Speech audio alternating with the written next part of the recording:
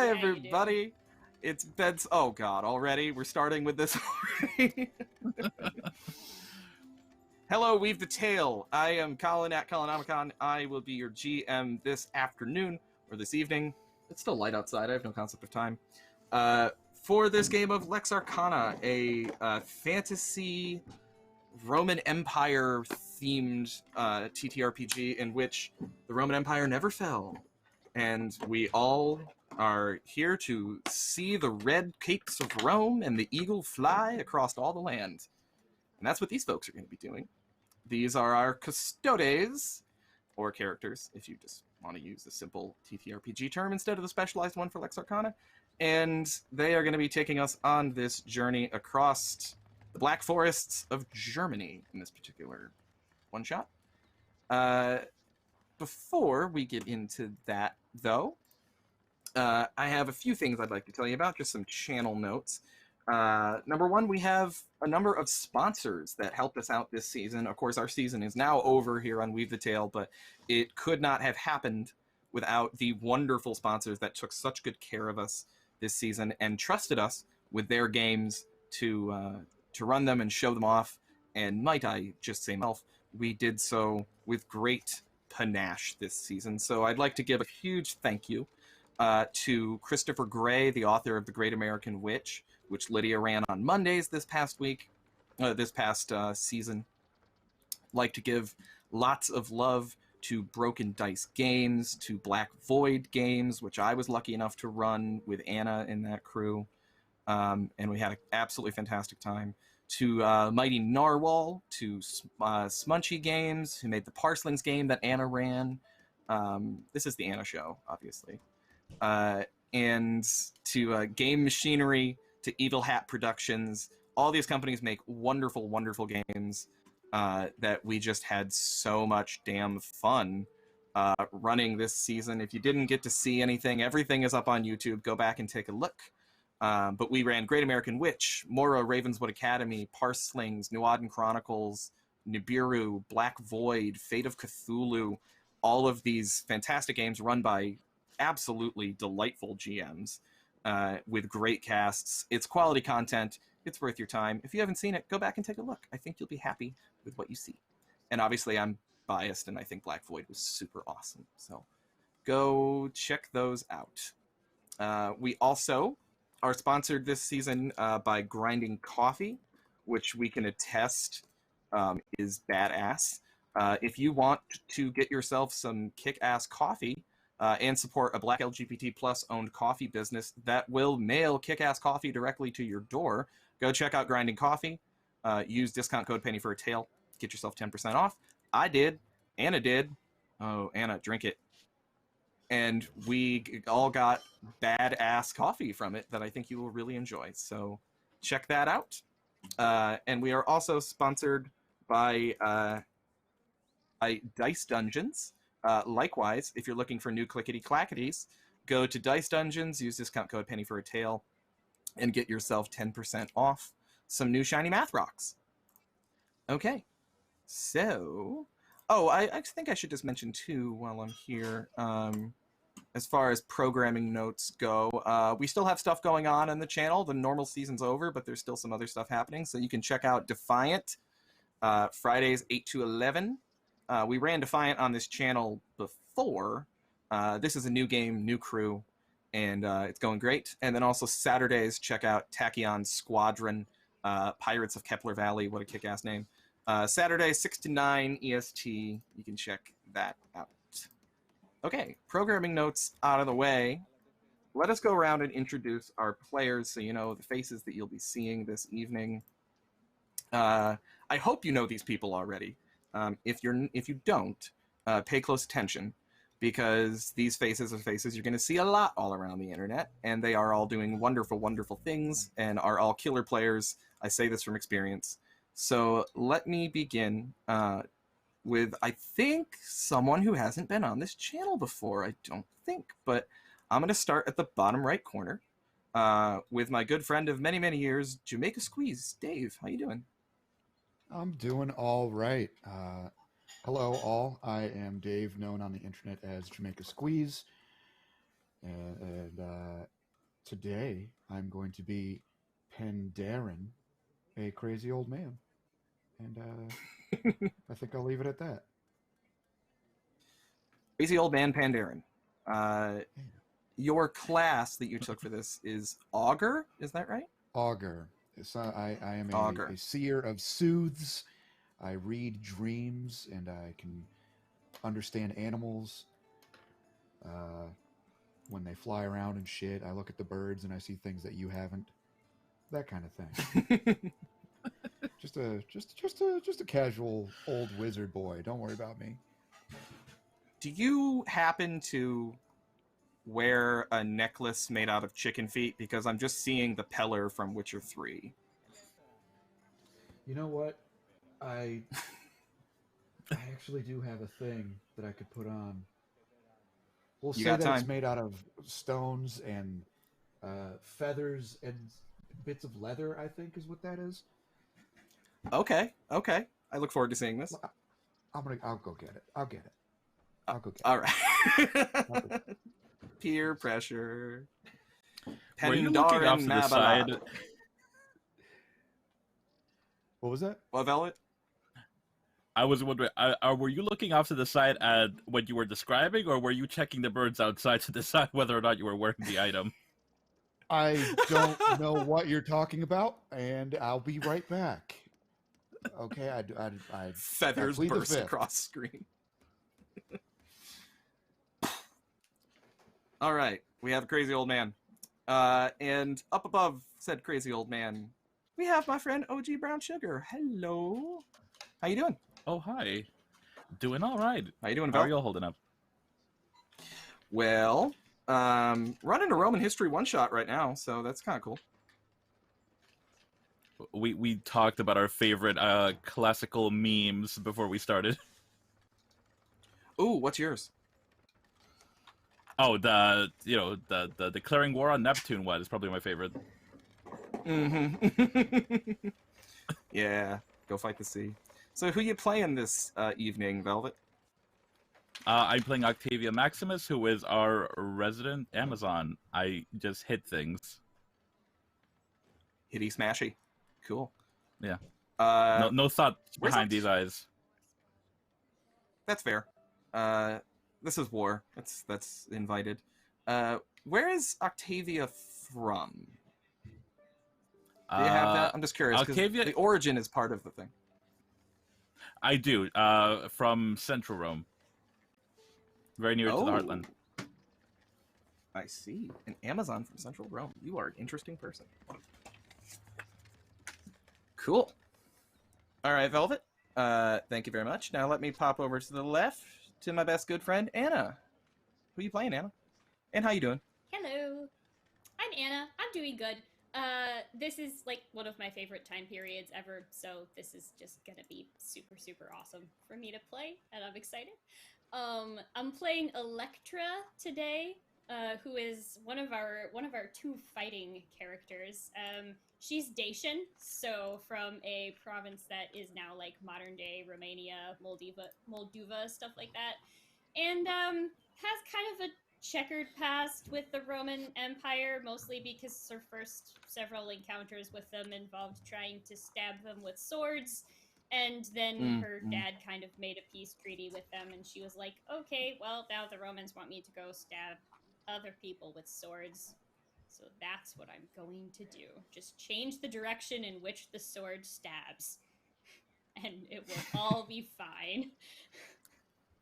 It feels like there's like some kind of like aphorism here, like change the direction in which the sword stabs. I can see this as some kind of like Catullus saying or something like that. And now that I've put the idea in your head, you'll probably write it. Yeah, you know exactly what you did, but I probably will, so. Yeah. All right. And finally, down below Anna, it is the lovely Savvy Seaworth. Hi, Savvy. Who are you playing? Hi, I'm Savvy. I'm at Savvy Seaworth. And tonight I am playing Znobia. She is from a family of wealthy traveling merchants who went on to become a diplomat. She stabs people with her words. As you so often do. All right. That's it. Cool. So we have a real motley crew of people here. Very, very. I really, really like the diversity of cast choices, or of class choices rather. We have, yeah. Oh, Dave, I just saw what you're wearing now. Oh my. Yes. Hell yeah. What is that, Dave? This here is a totem that a friend gave to me when we graduated college, and it is the strangest thing I think anyone's ever given me. It just has hard bits of shit and leather and birds and bead stuff. Just a lot going on. Can you hear that? Yeah. Yup. The ASMR episode. Just a lot. Just a lot happening. It's a lot, and I like it. Okay, so now that we know who this crew of custodes is, let's get into our little adventure here. So this is what you're going to see tonight, and I always have to give this like caveat for everything I run. What you're going to see is loosely based on an adventure called The Long Winter Nights that you can find in the back of the Lex Arcana book. The Lex Arcana, the core rulebook, which looks like this. Lex Arcana comes with several little adventures in the back, and I thought this one was pretty cool. Not going to run the whole thing, because it's meant to be a longer form thing, but we're going to run kind of the first chapter of The Long Winter Nights. And yes, this adventure, The Long Winter Nights, takes place in the region known as Magna Germania, Greater Germany, of course. At this point, the Roman Empire extends all the way up to the Rhine River. The Rhine being the traditional boundary between France and Germany. All of France is fully pacified. All of most of Britannia, of course, and everything south. But the area of Magna Germania remains unconquered. And though this stalemate has persisted for a very, very long time between the Empire and Magna Germania, things are starting to change now a bit on both sides. The Romans have long since sort of just sworn off the notion of outright conquering Magna Germania. They have tried many, many times. They have had no shortage of pitched battles. Lots of blood has been spilt, many heads have rolled, and yet the area remains unconquerable. Deep in those dark forests of the Black Forest of Germany, there still lurk innumerable tribes, uncounted by the Romans, who simply refuse to bend the knee to the Empire, and have continued to throw the finger up at the Romans every time they come knocking. However, up until now, there's been one thing to the great advantage of the Roman Empire, which is that these tribes do not unite with one another. They don't necessarily all get along. Some of them are very culturally diffuse. They have different rituals. They might have different names for certain gods. They may speak different dialects of different languages. And they've not had any luck really unifying, and no one's really made a serious attempt at it. But this is what the Roman Empire knows very, very well and fears. So that if those tribes can ever manage to get themselves together to form a unified front against the Empire, they are in serious trouble. There is there is so much there are so many incredibly powerful warriors on the sides of this, and such great knowledge of the land and knowledge of magics that are beyond the knowledge of the Roman Empire between all of these tribes, that if they ever manage to all unify, the Roman Empire will be facing a threat that it has not had to face since the days of Hannibal. And that is precisely what we fear, as we are all, of course, good Romans here. That is precisely what we fear is about to happen. In Magna Germania, there has been a recent syncretic movement based in the religion of the region. There was, at one time, simply one warrior god that was worshipped among many of the tribes, and over centuries that god split off into several other different personalities, as often happens in religions. That god took on many faces and got many different titles. Some of them are probably quite familiar. Names like Woden, Thor, Tyr. But tracing it all back, that god began as Tiwaz. And now there is a movement among the tribes to kind of return to the ancient ways, return to the worship of Tiwaz, the original creator god, who made the arms of the Germans strong, and who blessed them with all bounty of the land, and has allowed them to continue to persist against an empire that has managed to conquer virtually everything else that it's touched. But not here. Not here, not now. And now, as that movement picks up speed, tribes are beginning to unify. They're beginning to talk to each other. They're beginning to bridge the language gaps and the cultural gaps and the religious gaps, and come together to form a unified army of Magna Germania. We only have whispers of this as we sit now. As this group sits in a small encampment in what is essentially the wooded borderlands between France and Germany, the Ardennes region. It is a hilly, forested area. It has long been considered a place that you simply can't launch an invasion from, because the terrain is too rough, the forests are too thick, too many streams, too many hills, too many valleys. It's exhausting to get through the Ardennes.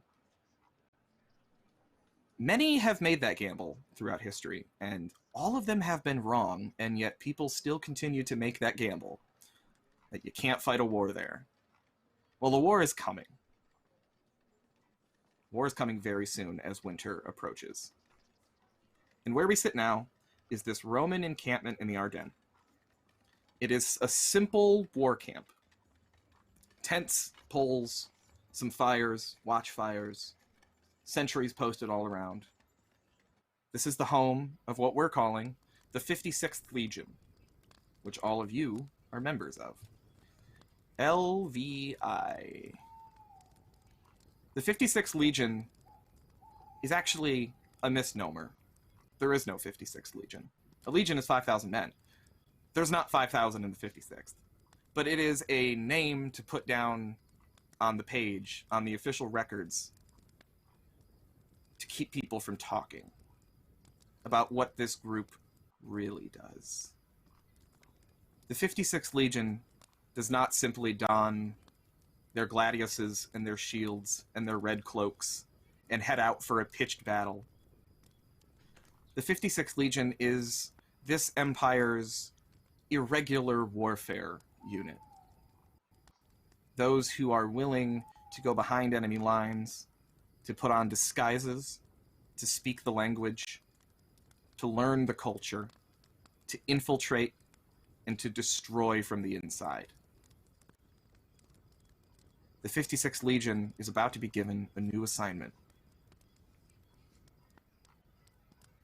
to go behind enemy lines in Germany and to find out what is going on and how to stop it. And as we begin now, we are in a tent of war. a map set out on a massive table, a scroll that's been unfurled of the entire region. There are racks of weapons that line the walls, whole sets of armor, gladiuses, spears, tall shields made of brass and leather. Inside, a nervous-looking Centurion sits at the table, sipping warm wine with honey, eating a fig, trying to pass some time, keep his nerves under control, until he meets this new crew that's set to come to town today. He's been told they're called the 56th Legion. He's never met these people, but he's heard stories about the 56th, and he's a little scared. And as he sits here, rocking back and forth, swigging from his tumbler, the tent flap opens, and the first member of the 56th comes in to take their seat. Elektra, would you like to describe your character? Yeah, Elektra is 23 years old, kind of dressed in the typical attire of the Roman Praetorian Guard, but with, well, you know, obviously extra padding material for warmth and things like that. And because she grew up in Dacia, you know, is a little bit more used to this type of climate and stuff like that. Carries a gladius at her side and a quiver of arrows across her back. She's got kind of a mid-length, light-colored hair, wearing armor. He just strides in and surveys the tent to sit down. Yeah, as you enter, this Centurion immediately stands up out of respect and salutes you and looks down at his itinerary in front of him and says, ma'am, it's very good of you to come. The rest of the Legion are due to arrive. You're the first to arrive. You're the first one to be here, and you'll have to wait a little while for the rest. I apologize for any inconvenience. Can I offer you? Can I offer you wine or food to eat? Yes, food to eat would be good, and don't worry about it. I scout. Showing up early ahead of everyone else is kind of what I do. Yes, that's very good, ma'am. It's scouting. That's. Ma'am, I was told, if it's not too much to ask, I was told that the 56th Legion is coming, and I don't have provisions at this camp for 5,000 fighting men.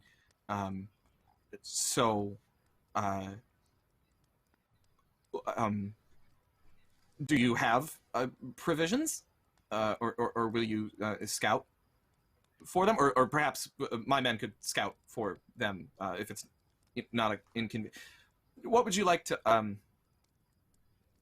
I'll stop now. You knew a legion was coming and you don't have provisions for a legion? He turns as red as his Roman cloak. We just got word days ago, ma'am, that the 56th Legion was coming. We have not had time to prepare. Then I guess you better not waste any more of it.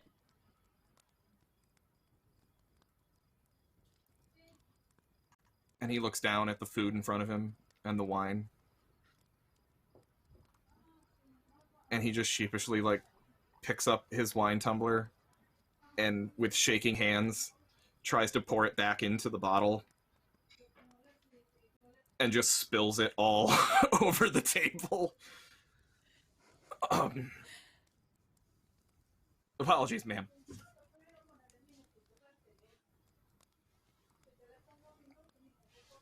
Food to eat. Yes, you wanted food to eat. Yes. And he brings you, he runs over to a table and you see him cutting some things really quick, and he brings you a plate of just bread and olives. I'm sorry, man, provisions are very low. This is all I can offer at the moment. That's all right. What have you heard about the 56th exactly?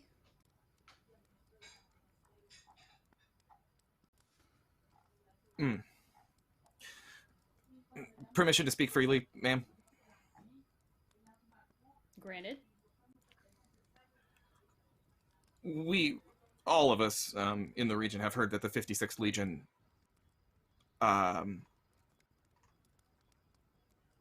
it's a bit unpleasant, ma'am, if you don't mind my saying.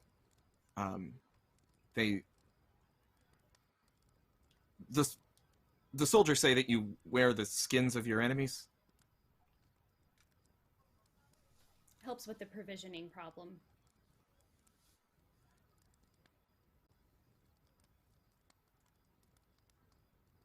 I'm just fucking with you, man. Oh, okay. Oh. What do you think we actually do?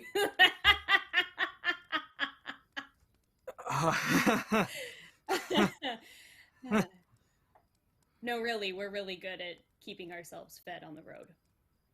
Yeah, yes.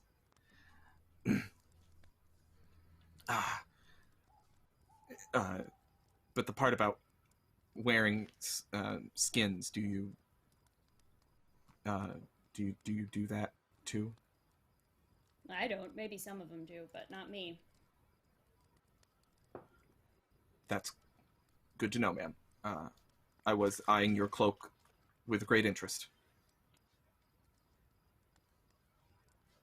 Would you like more food to eat with your mouth?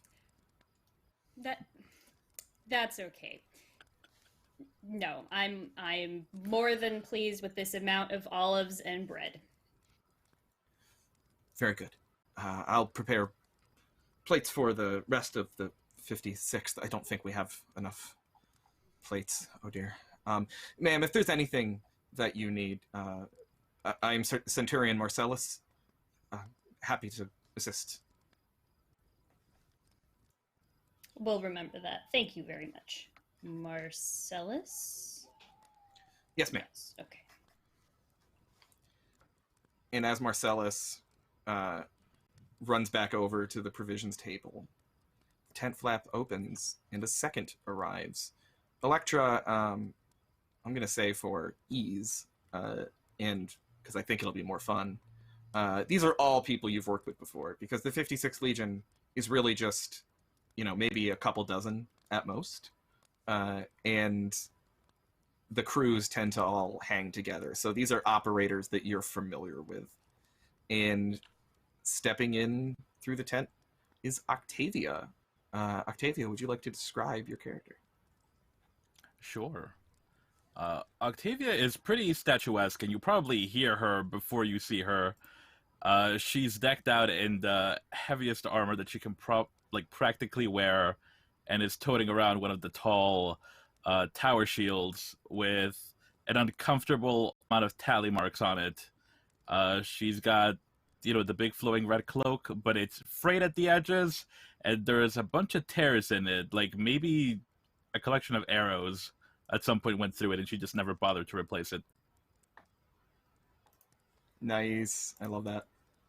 And you spot, sitting at the table with a plate of bread and olives, your friend, I suppose. Well, you decide how friendly you are, but your co-worker at minimum, Elektra. Elektra, why are they feeding you like they do the cattle? Because I was giving him a hard time. As you say that, as you say, why are you feeding them like you feed the cattle, you hear a plate drop and oh. I thought you said we already didn't have enough plates for food. It's not broken, ma'am. It can be salvaged.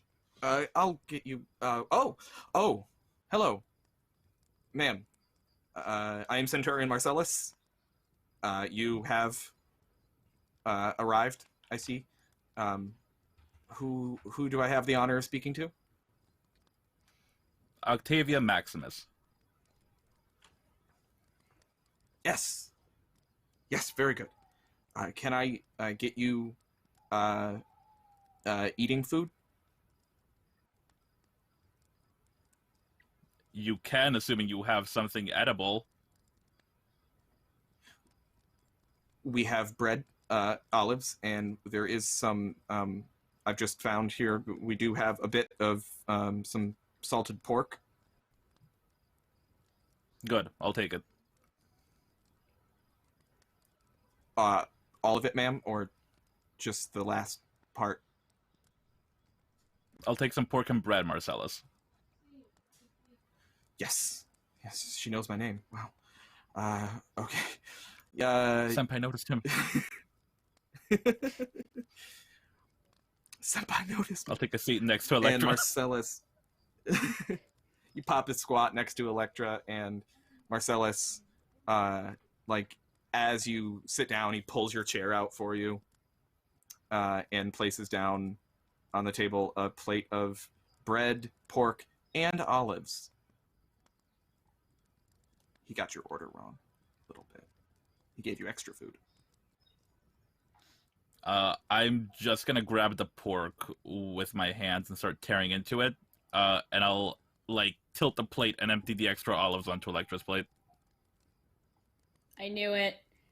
There was wine, kind of got poured all over the floor earlier, so we're gonna have to make do with just this. So we'll, like, slide this over in between the two of us. Oh, ma'am, there is more wine, if you'd like it. Would you like honey in your wine, or straight? No, not really. Would you like wine at all, ma'am? I'm unclear on the direction at the moment. No, not really. I'm good with this. Really, like, just maybe give us some space to talk. Yes, certainly. Should I wait outside, ma'am? Yes, Marcellus, go wait outside. Watch for the rest of the 56. They should be coming any minute now. Oh, I'm sure I won't miss them, ma'am. By your leave. And he hustles out of the tent, shuts the tent flat behind him. You have the room. What are you talking about? She's been struggling to keep a straight face, but then is just sort of laughing after he leaves. Oh my god. 10-1, this is this kid's first time out of his province. I mean, to be fair, it was exactly the same way, but, yeah. They're making them a lot more skittish than they used to. I guess if you put them all in armor and they shake hard enough, it'll sound like there's more of us. It's true. You break fewer swords when you're not having to beat them all against shields.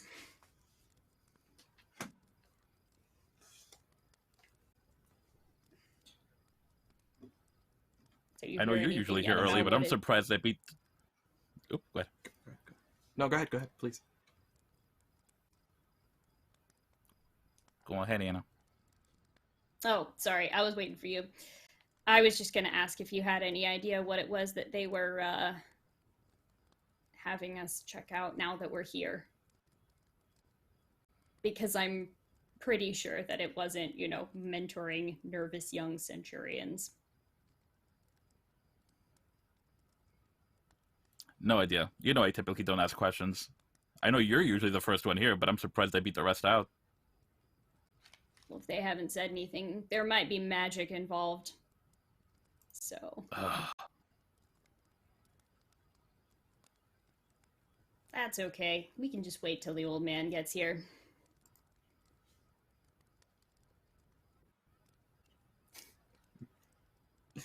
As you say that, you hear Marcellus's nervous stuttering coming from outside of the tent as Pandaren, you approach this tent, walking through this war camp, pitch tents all around. You were told that the large circular tent at the center of the camp is where you are all to meet. And as you approach it, you see this very nervous-looking Centurion standing outside the door. And Octavia and Elektra, from inside, you can hear this whole conversation that's about to happen. That goes a little something like this. Sir, 56th Legion, yes? Yes! Yeah, that's correct.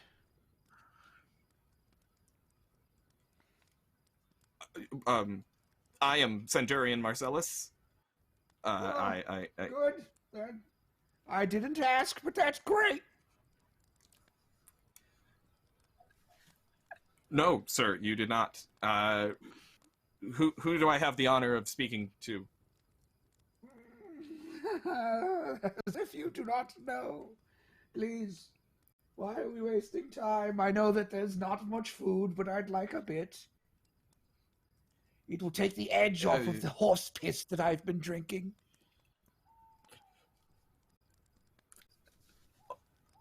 I had not heard that story about the 56th Legion, sir. It's not a story. Would you like to try it? It's not for everyone's palate. But I've got plenty. Are there medicinal qualities to the horse? If there weren't, I'd be drinking it for my joy, and that doesn't make much sense. Now does it? I know it tastes great, but not good enough just to drink all day. Sir, we have wine. I'm afraid I don't have bottles. You can mix it. With the wine. Is that you wish the wine and the horse really? If that's what, yes. Yes, maybe. I'm not sure yet. Why? Where are the others? Where are the others? Where are the others? Elektra and Octavia, you hear all this. Do you respond? Pandaren! Did you bring me that new cloak that I had ordered about the size of a 6-foot man? Well, hold on. I may have. Let me see. Well, yeah, yes, I do believe I did remember. I brought it, yes. Come on in, it's getting chilly out, and they don't know how to dress around here. Ooh, are you cold inside? Sir, right this way, please. Are you cold? You were... Marcellus, I am not cold, say? sir, no. Yes, sir. Marcellus. Centurion Marcellus. Yes, I know. I knew that before I got here. If you insist on walking me in, then maybe you could grab my hand and guide me. Yes, sir. And I didn't ask you, Dave, could you quickly, 2 things. 1, describe your character appearance-wise. Of course. So, Pandaren is... What he will do when he wants to make things worse for people is really shrink himself, but he's fully capable of standing upright and well. But for the most part, to make people think that he's feeble, he will hunch himself over. He is covered in a green hood, then the otherwise red Roman robes, lots of fur and totems. He, in fact, does wear some of the skin of his enemies as bracelets around his arms. He has some of his enemies' teeth put onto his totem as well. So I did see earlier, and it is quite true that every single rumor about the 56th that is bad is something that Pendaren has done. He has eaten his enemy's flesh because he thought it would help him see more about them. To which he has occasionally been correct. But yes, all of it. Anything you've heard about the 56th that you don't like is something that Pandaren has done at least 3 times. So he's an aged man with a bit of strange wispy hair and a long beard. He does have a staff that has a skeleton skull on the top of it. So that's I believe you had question number 1. You had another question. Yes. Pardon me. Yeah, that's question number 1. Of what do you look like? And then very specifically, paint me a word picture, because you just said, take my hand. I want to know, as you extend your hand to Marcellus, I just feel like you got some weird-looking hands. What nasty thing is he about to take in his hand? My hands, they are very, very thin and have long fingers, and my fingernails are very long and are filled with what could be just about anything. There's all kinds of dirt and muck and probably animal matter under my long fingernails. My hands also have strange tattoos on them that make them look oddly colored to the common eye. Ooh, very strange colors. What kind of tattoos? Oh, they are of all different sorts of wood and animal pieces. Never a whole tree and never an entire animal. But they together seem to make strange patterns that look like the stars. Oh, God. Okay, so you look as you you extend your nasty ass hand, Marcellus very cautiously reaches forward and takes your hand, and because I think Marcellus is awkward and doesn't know how to do things, he actually laces his fingers with yours. And I go into it and I snatch it and I hold his hand real tight.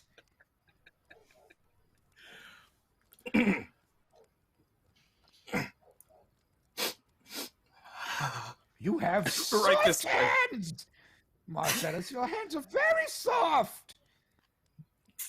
Thank you, sir. I moisturized. Right this way. Well, of course, yeah. And he opens the tent flap, and you see Pendaren and Marcellus walking in hand, white-knuckled. And he leads you to the. I think he's buying your feeble old man act. So he kind of walks you over to the table and pulls out a chair for you. And can I help you sit down, sir? Oh, of course. I'm going to use my free hand to pat him on his butt. Get a good scoop of butt cheek. I say, thank you, young man.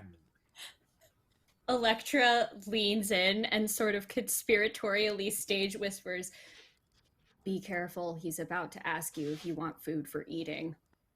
And then he's going to tell you. Do you want food for eating, sir? What did I tell you? Oh. Who's the seer now, Elektra? Yes, I will have some of the olives that you have not dropped on the floor, please. A bit of bread, if we have it. Yes, sir. Yes, of course. And you did say there was wine? Yes, sir. Yes, a bit. Yes, I'll enough have a bit to mix with my piss. Thank you.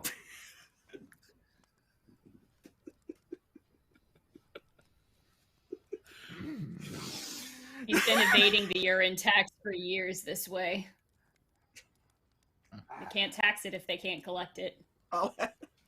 I'll have a bit to mix with my piss. It's just just with like the most stoic face. Octavia's gonna look at Pandaren and go, "Is that the stallion or the mule kick?" Ooh, the mule. I was feeling good this morning.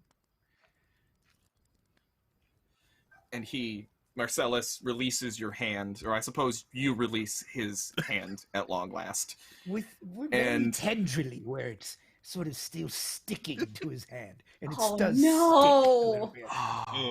Oh. It's like when you're pulling up a piece of pizza and the cheese just kind of goes with it for a bit. There's like a little bit of detritus that clings to his hand, and he walks over, and you see that he's doing everything with one hand. Like he has this one just kind of just up, not using anymore, and with one hand fills up a plate of olives and bread and places it down in front of you and runs back to the table and comes back with a cup and a bottle of wine and just places the bottle of wine down on the table in front of all of you to share.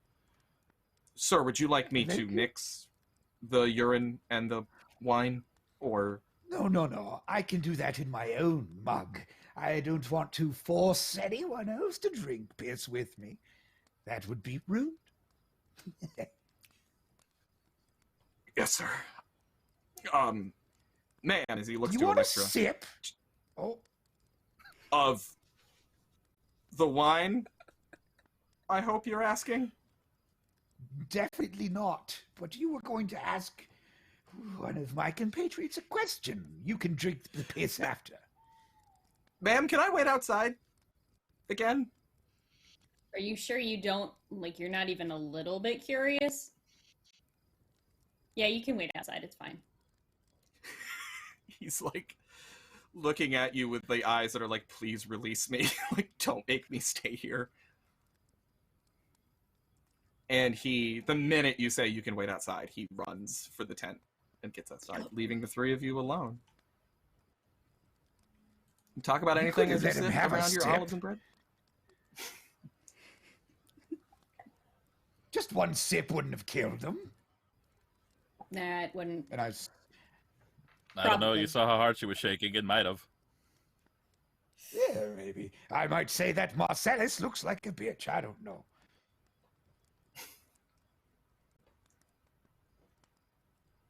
Yeah.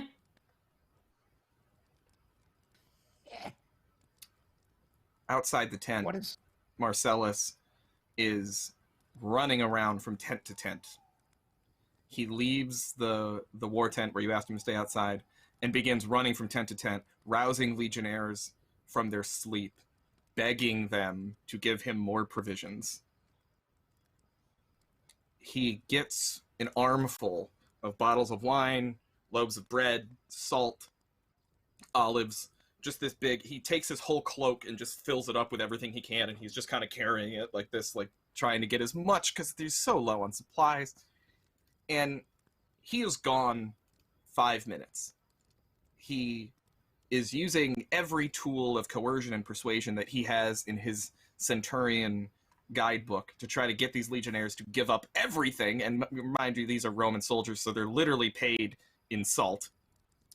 And he's root word of the word salary, Latin education. And they give him everything that they can possibly spare because he tells them that the 56th Legion are coming. He is gone not 5 minutes. But in that 5 minutes that he's gone, he commits a cardinal sin. He leaves Znobia waiting. And as he runs back to the tent, cloak spun around, filled with all manner of provisions, he reaches the front door of the tent, the front flap, and sees that Znobia is standing patiently waiting. And I guess, Savvy, would you like to describe Znobia? Sure. Znobia is tall, thin, sort of prominent cheekbones, prominent nose, long brown hair, and not, at first glance, dressed for battle. She is wearing a dress, sort of a long gown, which upon closer inspection is actually scale all the way through. Does not appear to be carrying any weapons and is just decked out. Jewelry, earrings, nose rings, necklaces, bracelets.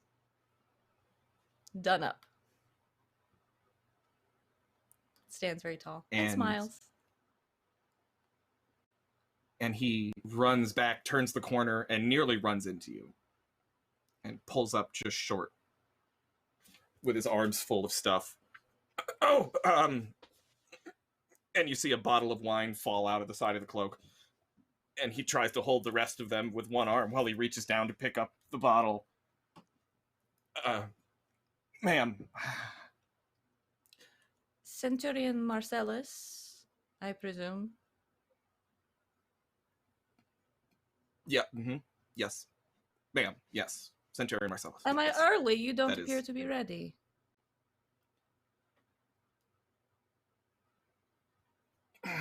No, ma'am. You are. Well, I was told the 56th Legion arrives precisely when they mean to, so. No, you are on time. We are a bit low on supplies, though, ma'am. I'm just rustling up some provisions. Oh, though you knew a legion was coming. Interesting. I assume my compatriots are here. Yeah, and from inside the tent, you all hear the distinct accent of Znobia outside the tent. And you hear her say, I assume my compatriots are here. Yep. Oh no, Zenobia, how long have you been waiting outside? Waiting at all is beneath us. Can you open the tents like that, or should I do it myself? He drops everything. He reaches forward and lets the cloak go, and everything falls all over the floor. Loaves of bread, jars of olives, bottles of wine, packets of salt. And he looks down at the floor, up at you with complete abject terror, and then without a word just opens the tent flap. Wine, spiced, if you have it, 2 spoonfuls of honey. Yes, ma'am. And she walks As soon as through the tent. I just pick up the, yeah. And you hear him outside hurriedly picking everything up. Did he just tell me he was going to do something first? I think he did. That's what I heard. Did you hear that? Where are they recruiting them Octavia? from? That's a good point. Bottom of Hey, the barrel. Marcellus! Where are you from? Yes, ma'am. Where are you from? Britannia, ma'am. There it is. Probably It's north raining of Londinium. a lot. Never mind. That makes it even worse somehow. Oof. It is all right, Centurion. I'll wait. Sits down.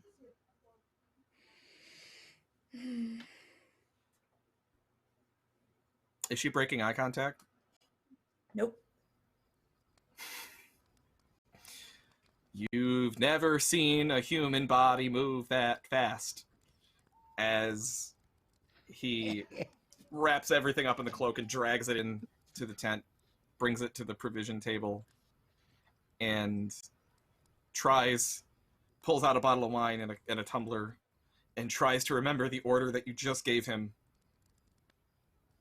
Wine, spiced, if you have it. Scoop of honey. 2. And Wasn't he you see him come back with a Pendaren, cup, you remembered. and then he turns right around and goes back and adds a scoop. And places it down, and then just stands at attention. Good boy. So, is this all of us? Mm-hmm. As far as looks I like know. it. Well, 5 if you count Marcellus, but I wasn't. We don't. I don't. No offense, kid, but I wasn't. No, man. We're not none here to babysit while we do the dangerous work. And what dangerous work is it we are to be doing? Though it is lovely to see you all again, I feel we should get to Business, perhaps? Wine, business, then more wine. Yes, ma'am. We are awaiting Magister Pertinax, who will be briefing all of you.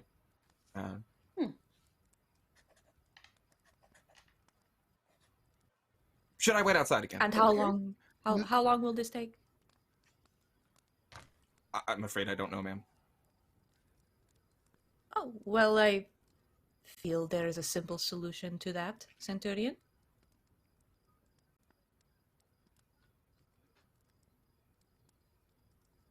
Ask.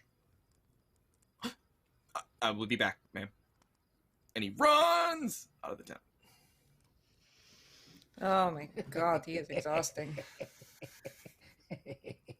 We don't have A to do this nervous to them horse. every time. We But do it's so until they much get their act fun. together. I'm The going good to ones sit stick straight up around now. and they get somebody of their own to torture afterwards. It's fine. Man, the bad ones die on the field. I hope he gets to stay in an office.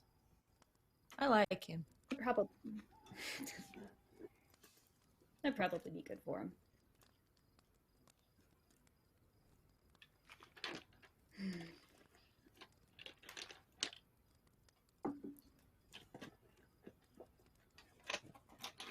You can hear Marcellus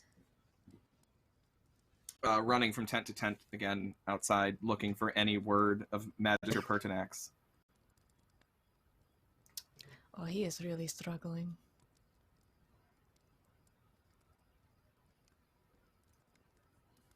Should we help him?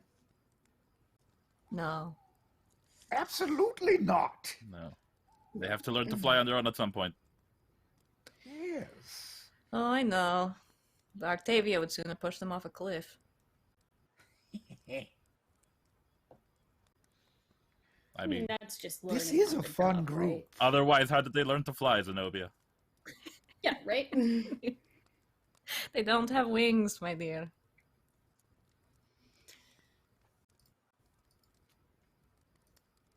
After a few minutes, the tent flap opens again, and Marcellus peeks his head in and says, I've been informed that Magister Pertinax should be here within 5 minutes. Good, good. Is Good, that good. acceptable? I suppose Not it'll sure have we to have be. a choice. Exactly. No, sir. Oh, don't I'll go address again. me. Thank you, Oh, sir. where are you going, Centurion? You're welcome. What?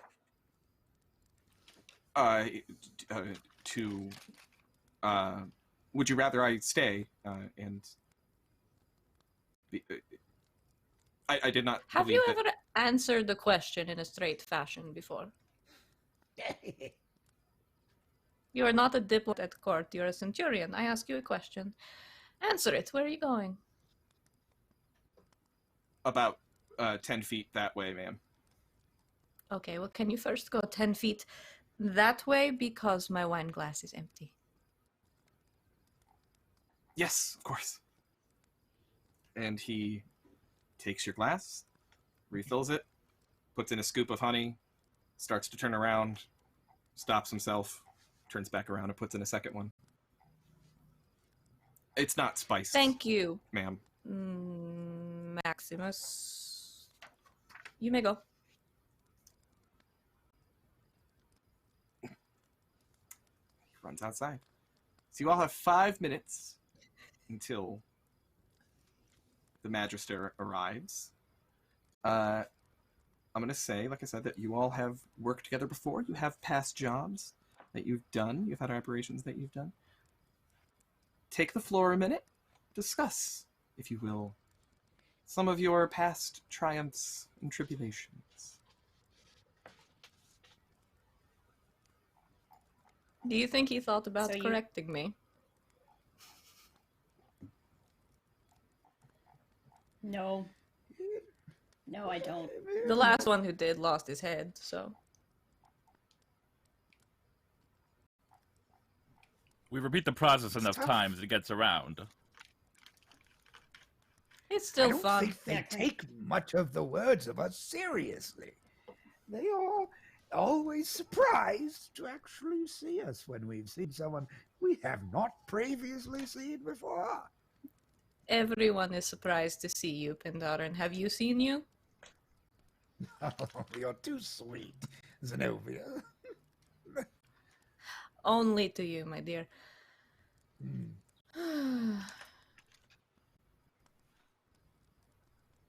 That's true. He did ask me if we were, eating our victims and wearing clothes made out of this. I didn't do that. Pender and I just assumed that was you. It There was only that the one time. Yeah, I was gonna say that the only one that was me was the streaking down the side of the Tiber that one time, and I don't even get credit for that because everybody knows you do all of the crazy stuff. So You should. I Legos. quite enjoyed that one. I do not find palatable this word crazy. Why is anything crazy? I do what the gods want me to do. I do Well, what do the you wind prefer? whispers.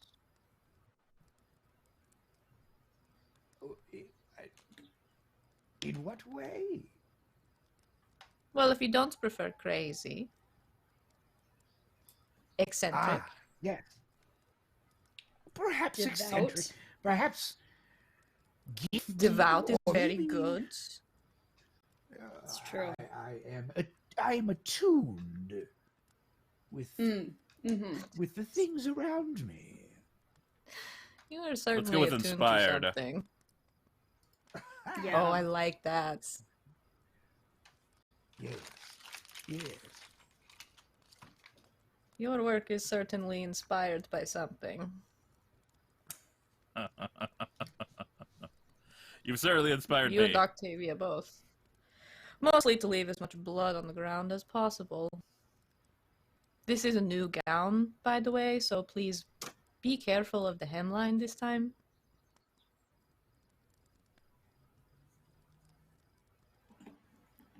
Just stand behind us then.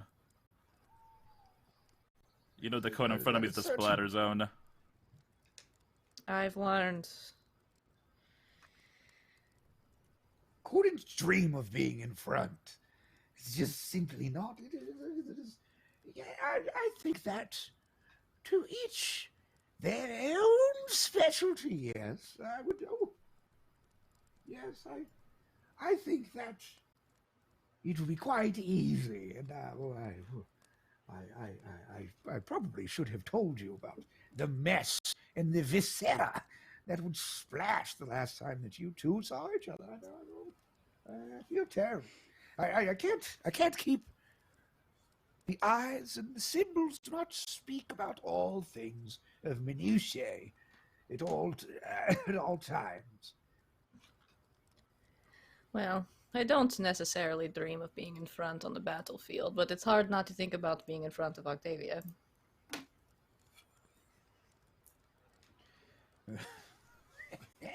Should we clear the tent? Why do you think me shy? Quiet. You might learn something, Pandaren. Not.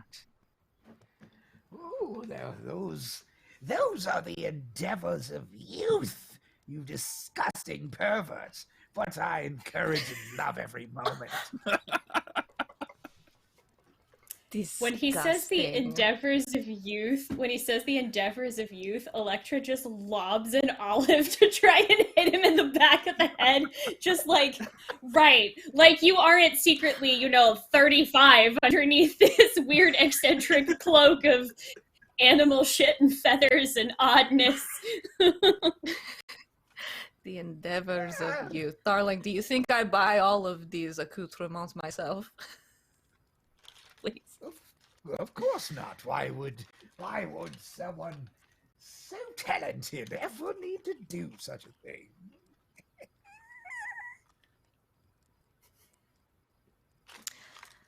I missed you all. The rest of the Legion Yeah. is so boring.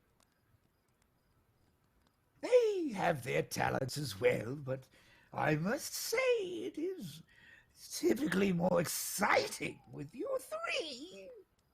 Yes, spears and shields and all of that. It's much more interesting to watch Octavia chop the heads off of 3 men at once. Still trying to beat that Well, record, what but about they just me? don't make swords long enough. Maybe we should get you. Maybe a you just blade. haven't found the right blacksmith. It's true.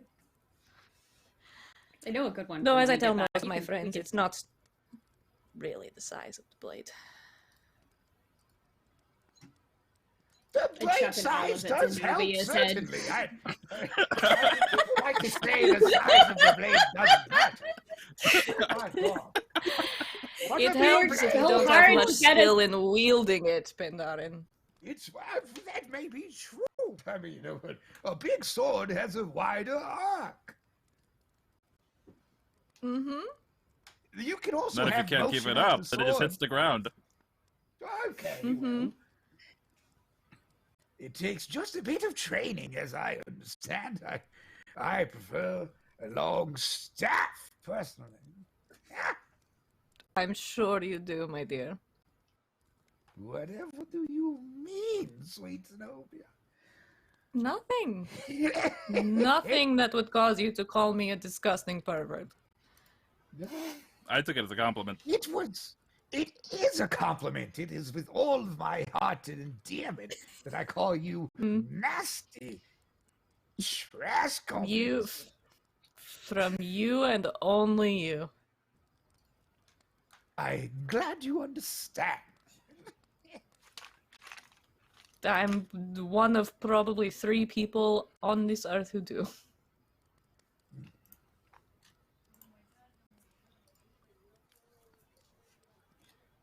And with that, the tent flap opens, and Centurion Marcellus peeks his head in and says, "The Magister is coming now, momentarily." Say it again with your voice, boy. The Magister is coming now, in a moment now. Just I'm gonna give you one more. What third time is the charm? Project. Come on. dive the in. Magister's coming. No, There you that was go. all in the throat. No, do not applaud that.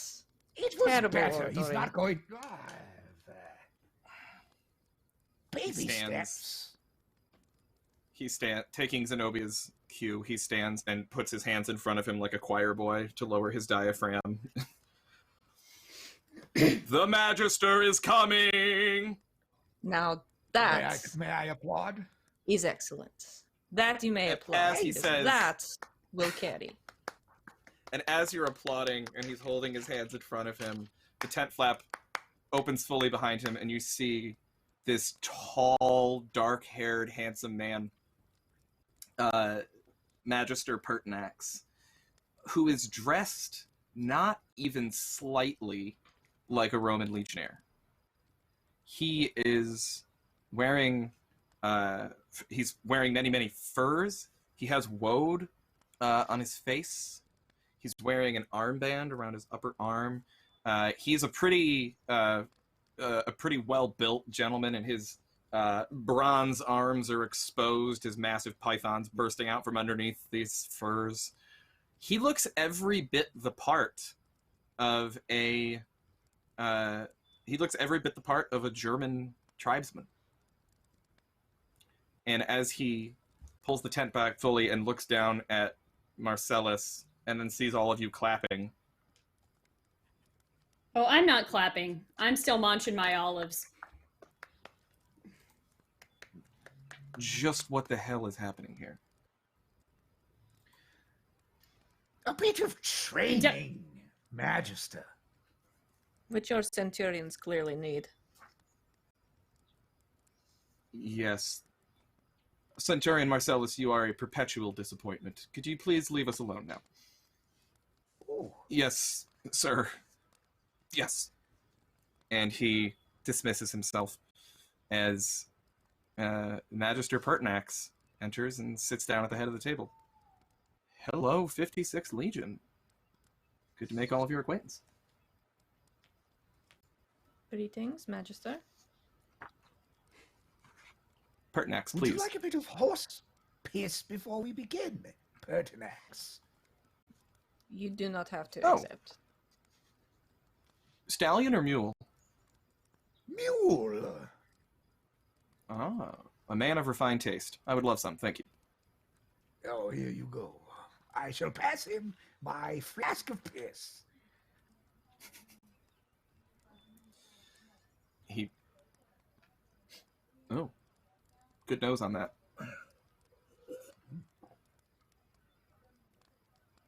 Not bad. Not bad. I like I think I this. prefer, Got a bit of prefer a mare. funk, right? A little bit of a funk. A little bit of to a it. funk. Yeah. No, thank you. You must be, from all I've heard, Pandaren. Oh, please, finish. Of course, yes. No, there's no rush. We'll be here, well, not all day, but long enough. It is. Well, I'm it is afraid a- you won't be it is here a all day. joy. And soon, I'm just gonna get back to my piss.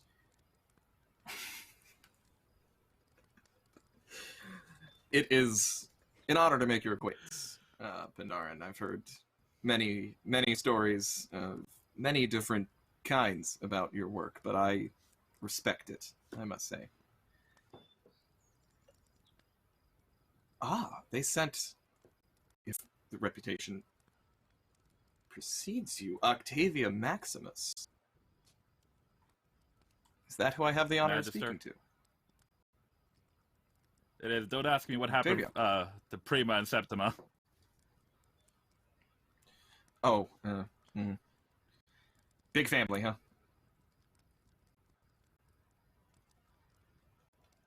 Unfortunately. No? Oh. It's a pleasure to meet you.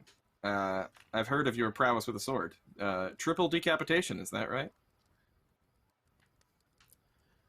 Imperium record. Still trying to beat it. Can't rest on my laurels.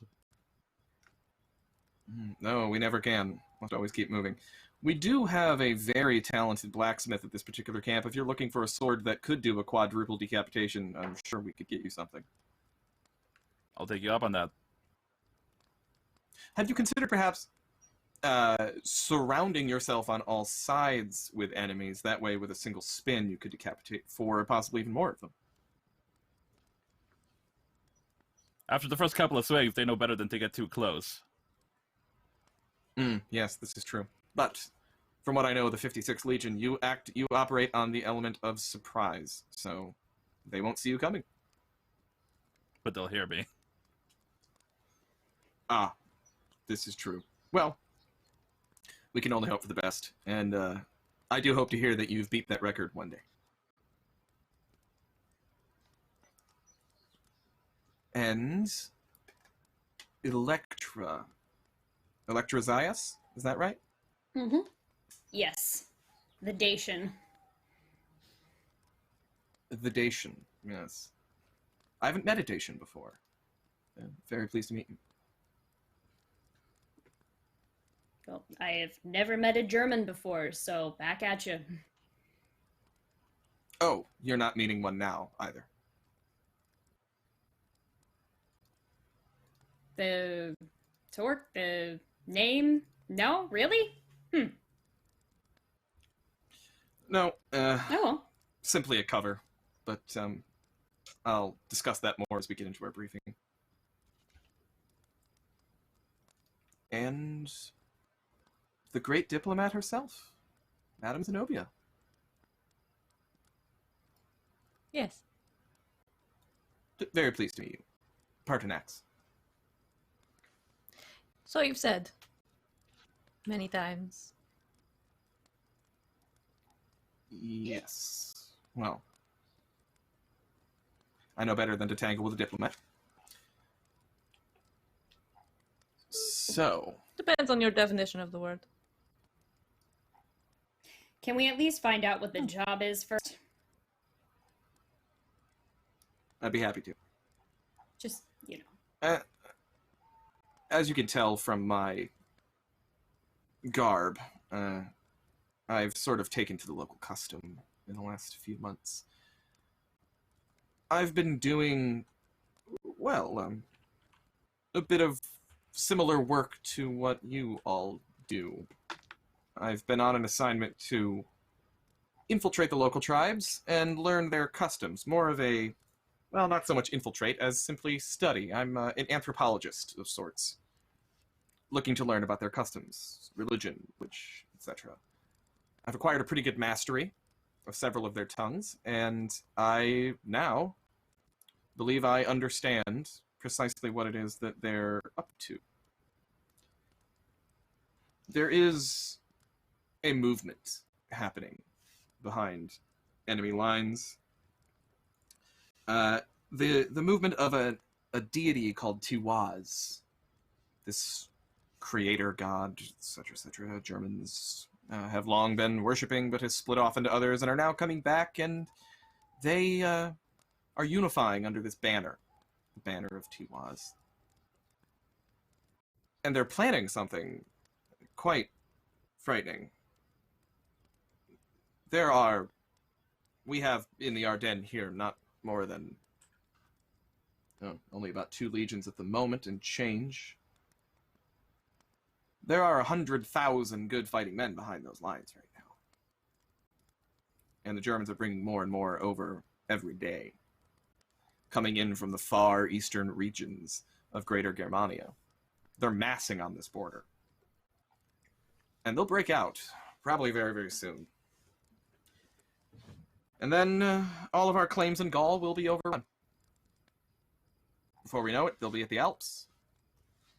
They'll be having breakfast in Rome within months. With respect, so we need to make sure sir, that doesn't happen. What makes Yes. this particular invasion different from every other time they have tried and failed to get all of these warring Germanic tribes together to cross the Alps? They always start out with such a big, clever, amazing idea that is too strong to possibly fail. And then... It's a fair question.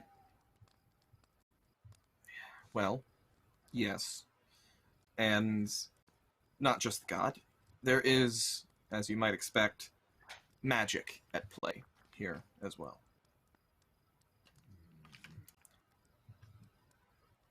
Does that excite you, Mr. Pandaren?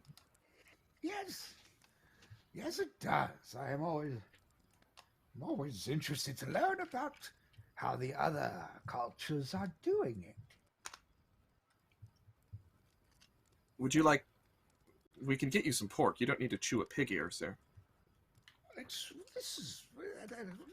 just cleaning my teeth. I could have a bit of pork, but we're talking now. We're talking. Certainly.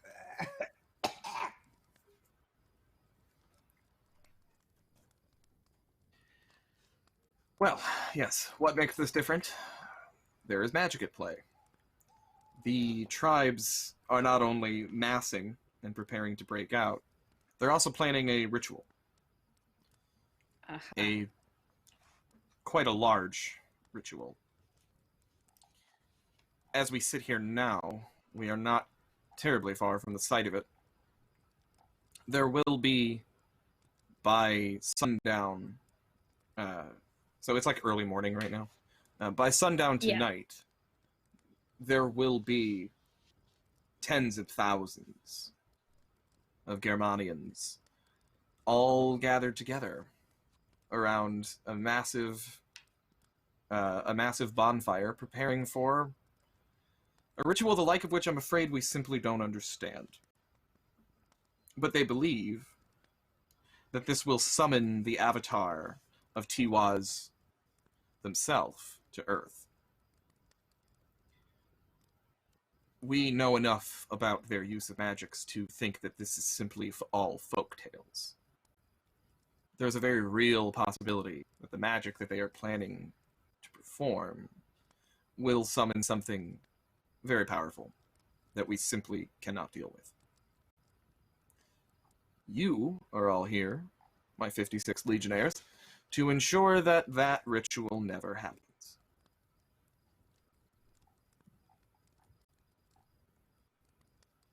Simple enough.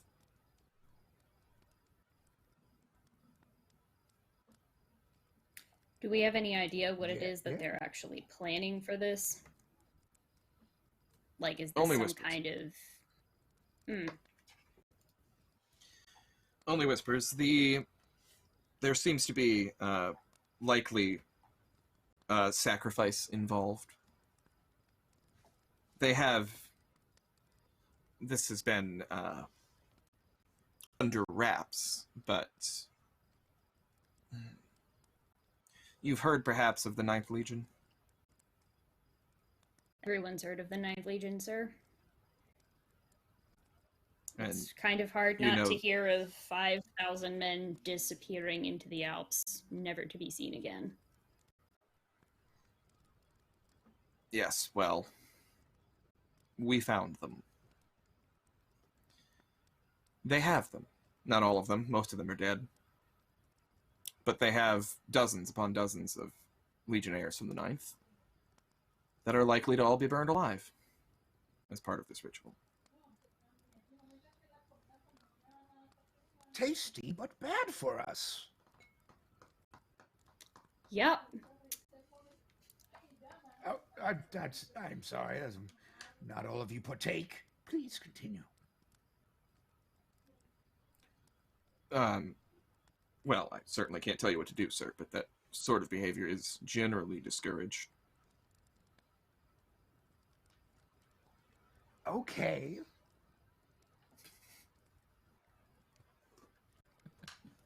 Rules, He's regulations, like etc. that. Anyhow, no, I've heard.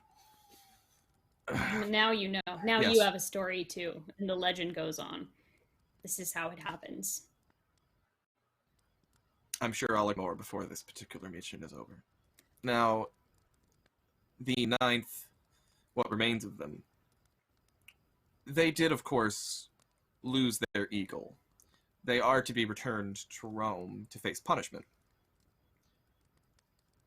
Your job, strange though it may be, shall be to go behind the lines, find the ritual site, stop the ritual, and bring the legionnaires home, that they can face trial.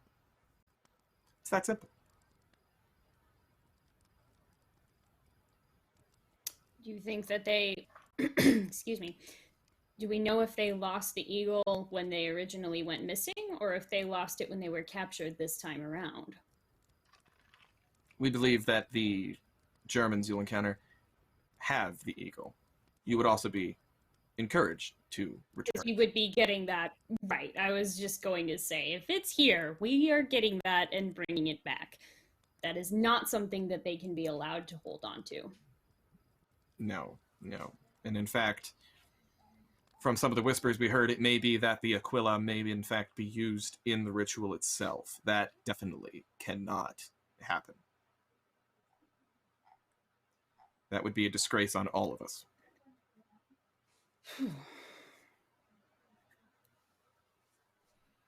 Are there any questions?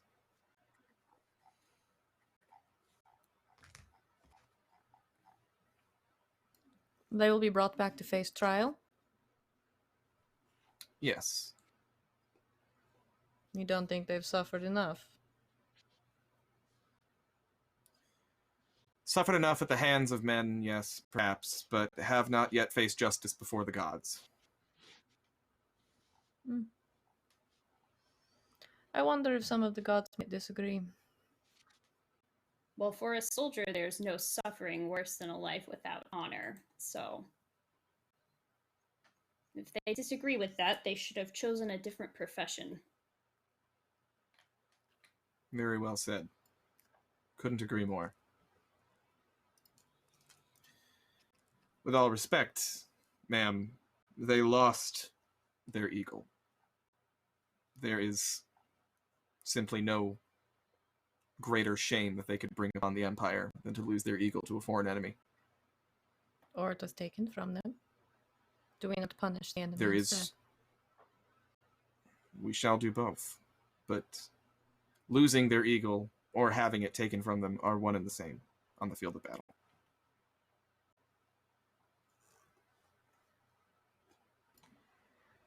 Always a simple-minded folk, the men on the front lines.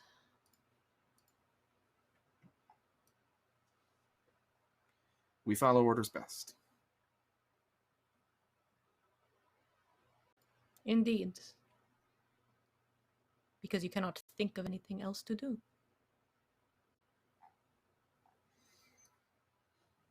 I have heard many tales of your barbs, ma'am, and I was anticipating them. I was also told that you would likely disagree with some of the content of this particular assignment. And I understand. However, I, like yourself, swore an oath to the Empire, the Senate, and the people of Rome. As part of that oath that every soldier must take, they are not to dishonor their legion, or the army, or the Senate, or the people of Rome. To lose the eagle is great dishonor. And it is part of our oath. We are to see that honor rectified, restored, and those who stained it punished. You may disagree with my intelligence. I'm not the smartest man. I'm a soldier. I cannot disagree with something you do not have. Do you question my honor, However, Pertinax? ma'am, I have like a joke I was gonna make, but I'm not. Do it. You are a diplomat, ma'am. Maintaining honor is part of your job description. It's beyond the means of a soldier to question.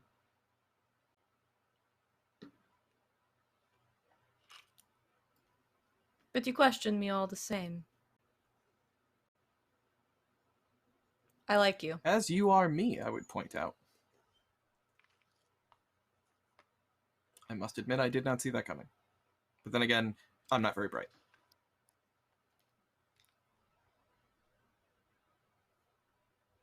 Anything else?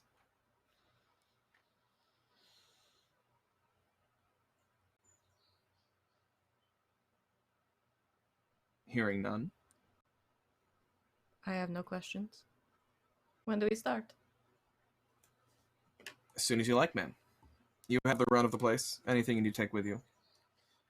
However, I would of course advise that you do your best to maintain cover. You will be behind enemy lines. Walking around dressed like legionnaires will certainly give you away. Hence my garb. If you would like, we do have some clothing that you are all welcome to wear to blend in. Won't take much change from me. No, sir. I believe you already are in deep cover. Well, do you speak German? You're only in deep cover as long as you can keep your mouth shut.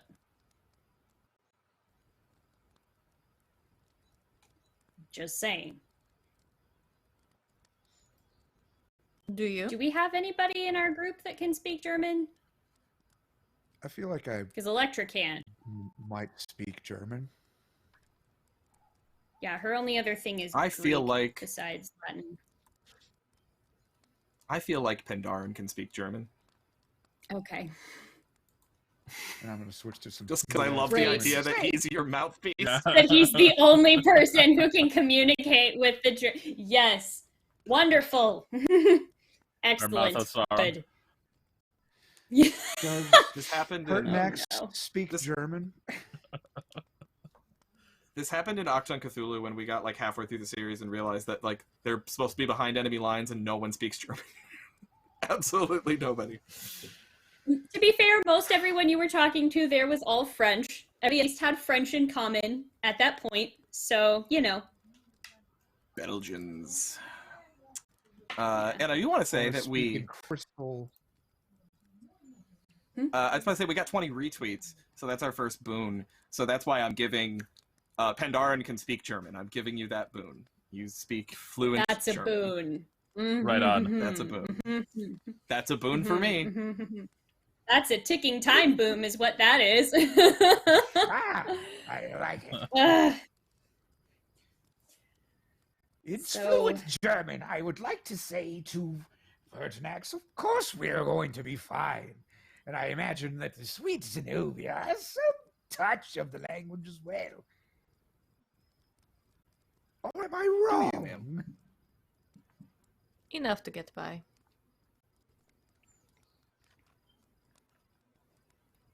He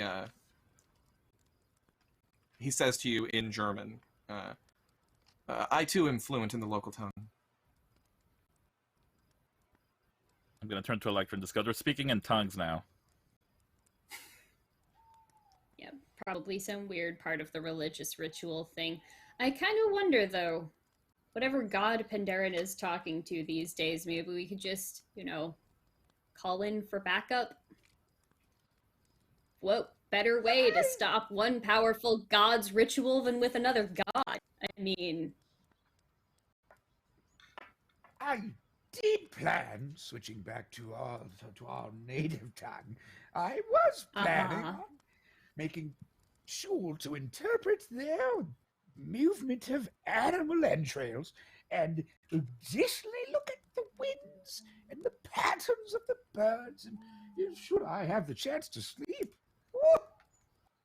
if I have time, then my dreams may have many answers from Apollo and perhaps the others. Would you like to take time to perform a ritual, sir? If that would be helpful, I understand that is part of your work. I can provide the entrails. It would be of absolute priority and a waste truly of my time if I didn't. Absolutely. Well, we have a altar just out behind this tent.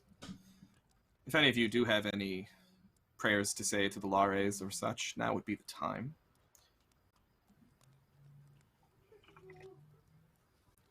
That works. I can secure an animal. Pendaran, sir, if you'd come with me, I can show you the site where you can perform this ritual. Oh, now. Yes, of course, yes.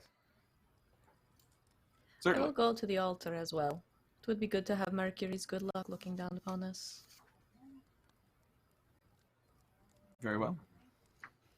Also, are there any of your steeds that have not... What is the language? They do not have their bladders milked at this time.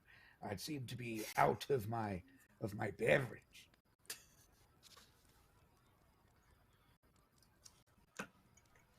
If you'd like to, I can fill it for you if you'd like. Oh, yes, please, thank you. I just Yeah, realized you how have it. weird It's- that just sounded. He definitely just sounded like he's gonna pee in your canteen. Yes, it did. I'm gonna I go. wouldn't do that. and- Pandaren probably knows the difference. I Yep. can taste Oh, you yeah, piss he's from a- horse. He's a real sommelier of urine. If you think I Pisolier? haven't drank the piss of Pisolier. every living being that we've seen, you're out of your mind. I'll take that. I'll take that insanity. I'm gonna go secure a bird for you. I will meet you at the altar. You're gonna go secure what? Hey, A bird, because that's usually what the augurs would, use. They would sacrifice a bird and read the entrails. So because I'm a hunter scout type person, I was gonna go. Unless Pandaren wants to go catch a bird by himself. However, I think in the interest of everyone involved, We should maybe let the professional catch the bird, and then the other professional read the inside of the bird, and we'll just stick to our own special talents. You know? All right. Like, that Well, seems, speaking of special that seems talents, fine. this is such a Colin one shot. Let's do our first roll. 2 hours into the game. Elektra. Oh, jeez, yeah. Uh-huh. You're gonna catch yourself a bird. Number 1, tell me how you do it, and then number 2, you're gonna roll. This is gonna be the hunting specialty, but this would be de natura, as far as your dice points go. If you have anything in hunting, you add that also. Yeah. So my de natura is 8, and I have a +2 because I am trained in hunting. Okay, so that means you have a 10. So you can use any combination of dice that would add up to 10, and I'm going to call this normal difficulty threshold, so you need to get at least a 6. A 6 in total. Okay. Yep. So you could use a D10, you could use a D4 and a D6. There is a rule, by the way, you can never use more than 3 dice. More than 4 dice. For any. Or you can never use more than 3. You can never use, Yep. We said the same thing, but I just said the number 4 to illustrate it. Okay, I'm gonna roll a D10 for this, and what I'm gonna do is go, I mean, I know, like me rolling, no.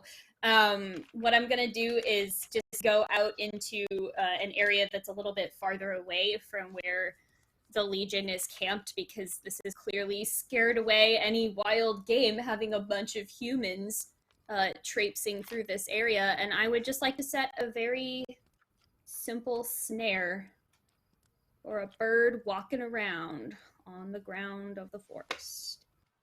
And I rolled a 5. Missed it by 1. Well, that's unfortunate. This one's going into the dice trash can. God damn it! Why am I so consistent at being bad? Now. You're consistently mediocre with particularly rolling 7s and most of the weekends, but yes. Very middle of the road, generally. Which you couldn't have been more middle of the road because you just got a 5 out of 10. So, I think you go out, set a snare, and wait. And you see a bird approaching your little snare on the ground. And you're like, yes, got you, you son of a bitch. And then there's just a little, I think it's like lean forward slightly, crack a twig, and it flies off harmlessly. Classic mistake. So bearing in mind that you didn't get a bird, Pandaren, Elektra is just taking too long to bring you. She told you she'd get you a bird to use for your ritual. She's just taking too long. You need to have another plan. How would you like to go about getting something to sacrifice or whatever for your ritual?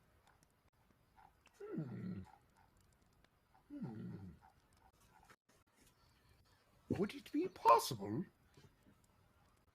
for me to take an old piece of skin that I'm wearing and set that ablaze? Would that be an acceptable thing?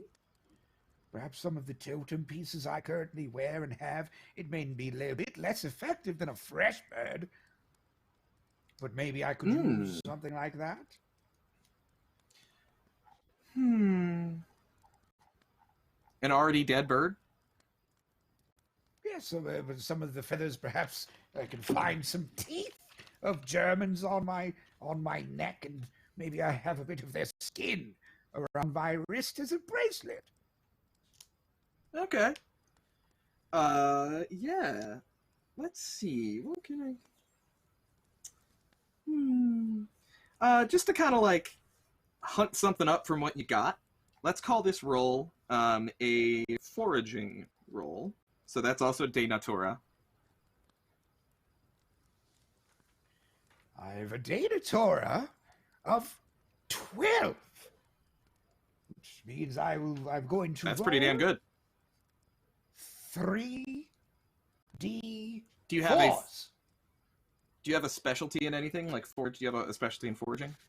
Like that? In the Dana Tour, I have a specialty in herb lore. Okay. Okay, yeah, it doesn't count. So yeah, you got a 12, so you're going to do 3d4? 3d4s. I fear I may need to find another light, as the sun is not quite in the place where it was when we started, and put it over here. I'm going to do that after this roll. That starts as a 2. That also is a 2. That is a 1. That's a 5. I've rolled a 5. The same thing. You fail. God Squad! Woo! Woo. Okay. Yes, you just go through your person. Look around. It's like, oh, that's not gonna. No, that's too old. That's not. Yeah, that's been dead way too long. Shit. You have nothing that would work. Let me see if your friends can help at all. Octavia, do you have any way you think you could help find him something to use for a ritual? Can I? I mean, my day nature is not bad. Could I have tried to like bring down a bird or something else nearby? Try to catch a bird? Yeah. Is that what you said? Yeah, okay. Do a hunting. How would you go about? Would you just like shoot it out of the sky? Just bow and arrow? Spear, Probably, like yeah. yeah. Badass. Okay, yeah, then, yeah, De Natura, and I'll call it a hunting specialty, so if you have a specialty in hunting, it'll apply. I do, in fact. Right on. All right, so add that to your dice points. What's your De Natura? My day natura is 8. 8, and if you have a hunting, then add that on too. All right, so it's 10 then. 10. Okay, so yeah, you could use Okay. a D10. You could use with a weird. This one's weird because with this one you could use a D10, or you could use 2d10 divided by 2. That's also fine. I'll go for the D10. Okay. We'll do big swings Gotta and get at hope least they a go 6. well. 8 actually. There we go. 8. There it is. You catch a bird. What kind of bird did you get, and how did you get it? I think just I like to think I just get the one that like flew away from Elektra. Just cut it out of the sky. Yeah, definitely. Just like that weird reflex where like I'm just leaving the tent because this is not my shtick, and it just like flies by my face, and I'm like, just swat it out of the air. All right, I love that. Yeah, that bird gets up and away from Elektra, and you just hit it as soon as it flies by. Sword cuts it right out of the air. And Pandaren, Octavia brings you, as you're waiting by the altar, Octavia returns with this headless, I'm going to say it's like a hawk. This headless hawk that she just got for you. Yes. Delightful. This will do. I figured you get better use out of it than me. It's a little too lean to eat. Yes. This will do. All right. And Znobia, you were waiting with Pendaren by the altar, and you wanted to say a prayer to Mercury, I believe. What are you doing as you're waiting for this bird to come back, as you're standing there with Pendaren, waiting for the materials for this ritual? I am lighting some incense on the altar and remembering a prayer for good luck that I can say as he does his ritual. Okay. Light the incense, and then Octavia returns with the bird. Pendaren, you have all that you need for this ritual. What would you like to do? I believe that this one, using as I take a look, I will look at the favor of the gods. Okay. By interpreting the entrails of this animal, this particular ritual is the Horuspicina. And I look there.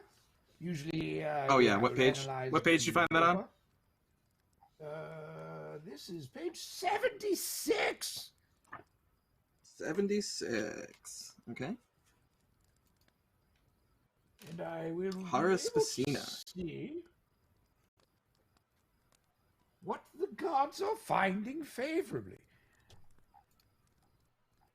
Mm-hmm. Okay. If they... This costs 3 peatas. So just mark that off. For many pietas you have. Imagine you have a few.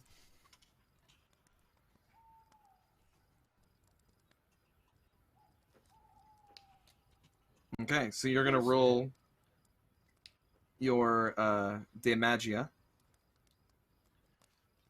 And your threshold is a 6. You gotta get a 6. What's your de magia? My Demagia, and with the specialization in this, will total 18. Holy shit. Okay. Damn. Oh, yeah. I think for that, I'm going to make it simple. I'm going to roll 3d6s. 3d6s.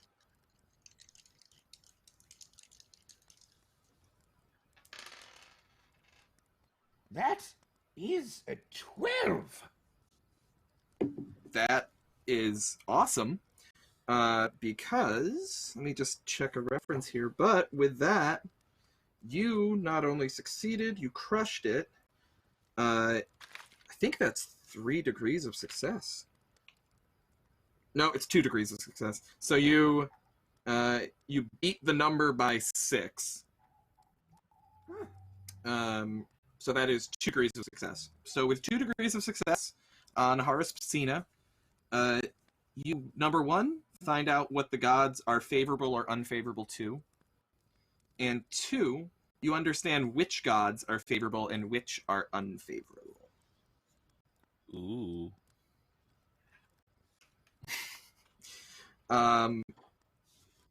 Okay. So, Dave, describe to me your ritual. And I'll tell you what happens. I take this bird, and I crack its bones and suckle off its meat and marrow and blood, and then draw a circle on the altar while my face dribbles. I then put a little bit of the viscera, I spread it and look at its innards, wiping it on my forehead and chanting to the sky. Gods, what do you grant me of your vision?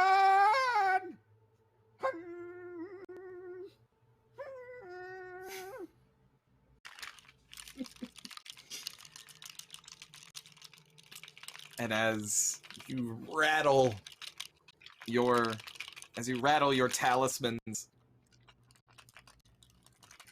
you all see Pandaren suddenly, as he's shouting to the sky, "Gods!" His eyes roll in the back of his head, and he just falls backward, arms wide, and lands flat on his back, busts his dome on the ground. But he stays there, eyes rolled back, just sort of like spasming as you're having this vision, Pandaren. You leave your body. You fly high above the black forests of Germany. You see yourself soaring over the top of these trees that go on for acres and acres and acres in all directions. And you see It is a dark night sky that's getting darker, and the sky is changing colors. And you can see off in the distance this bright, bright light.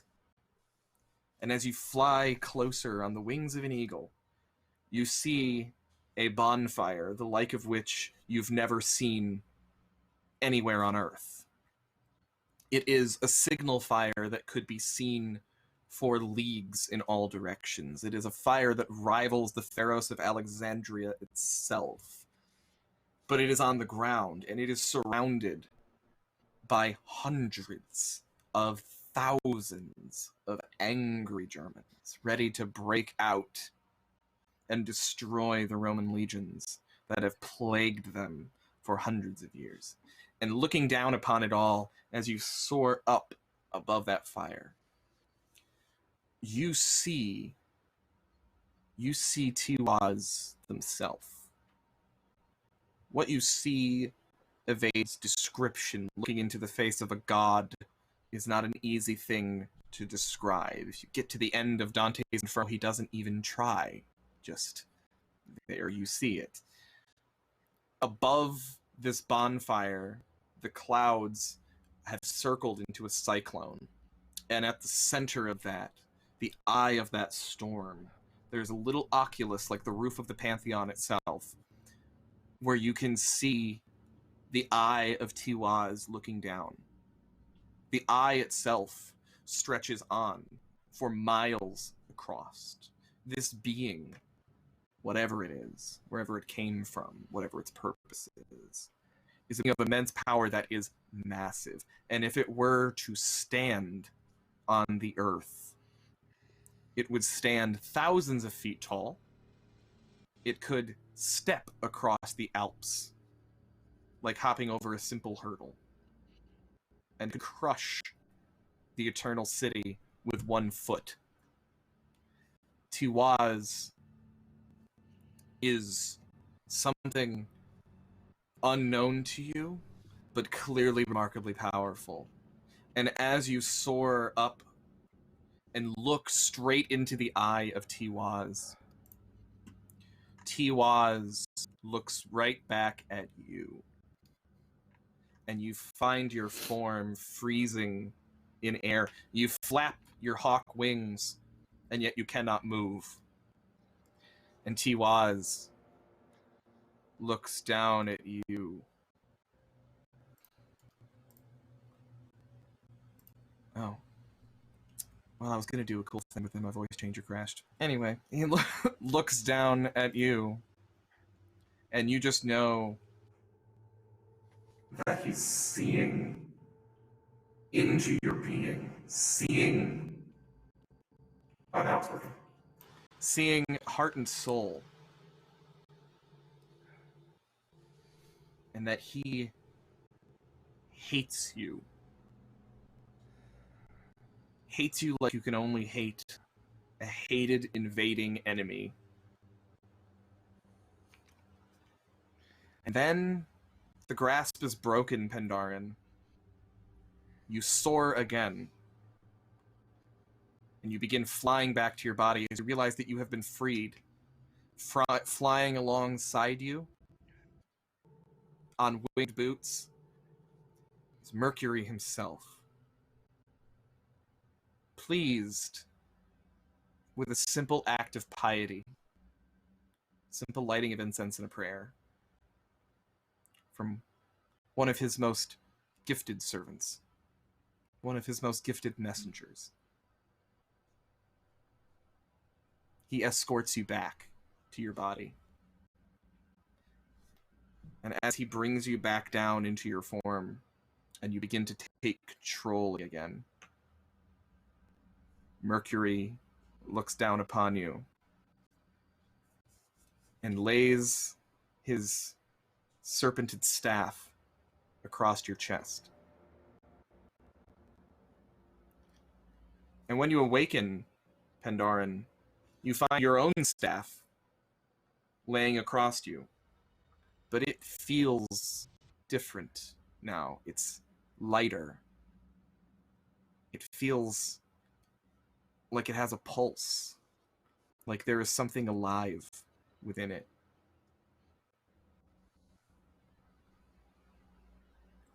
And you hear, whispered from somewhere far off, the voice of Mercury.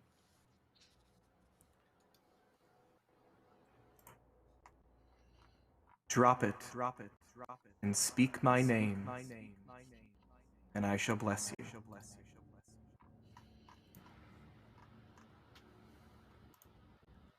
Now, all of you just saw Pandaren have a seizure, essentially. So that's been going on for a few minutes. When Pendaren's eyes open, who's standing over him?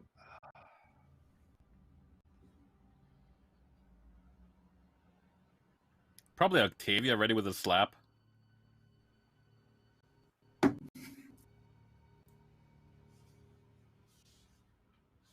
That's okay. Well then. Huh. We knew that this was a serious task, but I must tell you, Tiwaz is a horrifying beast.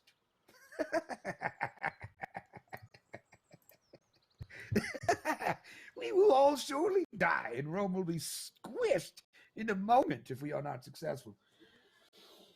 That said, Mercury has blessed us and given me a direct blessing. My staff holds a new power.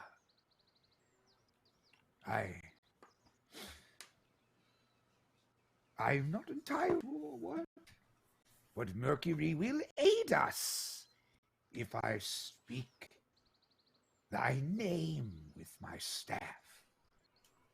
Oh, boy. Wow. He spoke to you. Oh, not... Well, actually, yes, directly. To say that their aid was at my disposal. You were praying to them, yes? Yes. Yes. It seems your prayers have been answered. My connection with them, with our pantheon,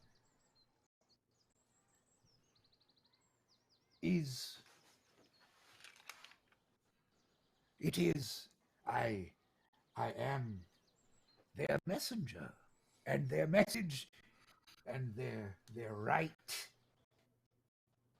is with us. Oh, that is always, it is a great fun, but it is quite an experience. Then we have Mercury's good luck. We do. Yes. That Yes. is the aid we need. Oh, Yes. yes. Not only that, if we have the aid of Mercury, it's probably advisable for us to use that to our advantage, yes? If we can outwit these Germans through trickery or subterfuge, well, we have the god on our side. He would want it to be so. Yes. Yes. Looks like are Guile and Speed are looked the names upon- of the game. Ah, indeed. Truly in my element. How wonderful. How wonderful to have a clear answer. Sometimes they're a bit mysterious.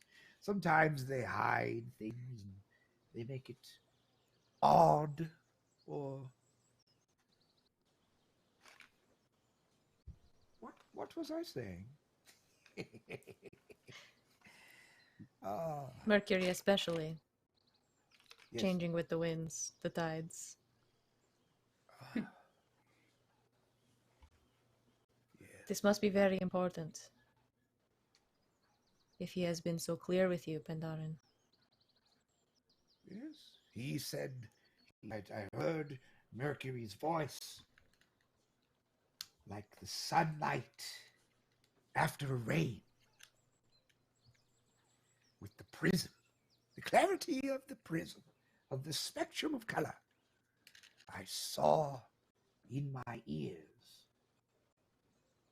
what Mercury said. Speak my name and cast down your staff, and my aid is yours.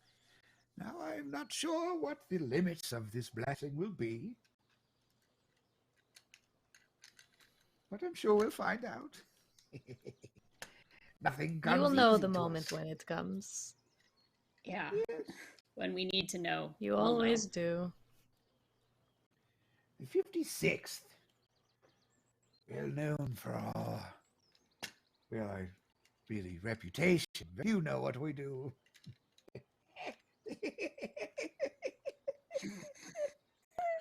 Don't forget, Pandaren, we're inspired.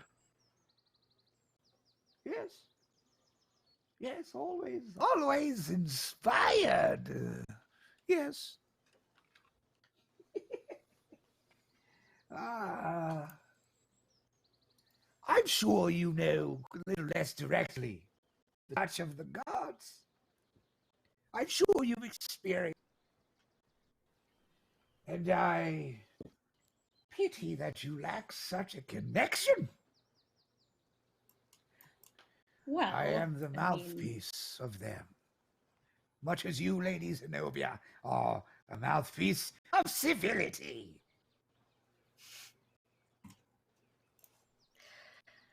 Our connection is stronger than you think, Pendaren. Well, yes. I do not discredit you. And I don't have to fall on the ground to speak to my patron. That's fine. You Nor are do not I. enjoying the language that I get to speak. And that is fine. That is fine. Some people take their horse piss hot from the horse, and some people like it cold. A man Whatever of your many taste. metaphors. Yes. I think the hotter the better when speaking with my gods or drinking my swill.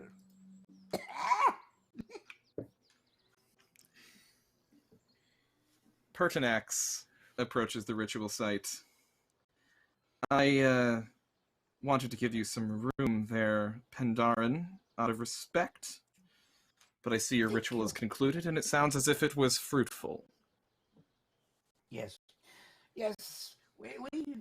We must be successful, which we knew, of course, but the whew, the sheer weight of our failure would be crushing to our people and our land. And Indeed. and as I have told my direct compatriots, dear Pertinax, Mercury is with us directly. We are blessed. Indeed. Well, as time is of the essence, perhaps a bit of mercurial speed is good to have on our side. I have a question, a meta question. Am I aware of the boundaries or limits of what this blessing with my staff would be? Or if So, there is a limit to its uses? okay, how about this? Let's do a roll, shall we? Do a de magia. Do you have any specialty within that that might be helpful? That might be helpful in, for example, sort of like lore. Well, I would say that would be. I would say this would be Would like that- imperial cults would be the specialty here. That's an actual Roman imperial god. If you had it, would add. If you don't, then it's just your. Could I argue for favor of the gods, since this is directly seems to be related, or would that be a bit of double dipping? So the thing is that when you're doing that, it's like you're casting a spell and here you're trying to interpret. So like when you do favor of the gods, you have to spend like pietas, and you don't have to do that here. You have to keep all your pietas. But this is just sort of interpreting the lore. So I would say, yeah, this is Imperial Cults. If you have that, it would add whatever you got. If not, it'll just be your Demagia. It will then simply be my Demagia, which will be a 17.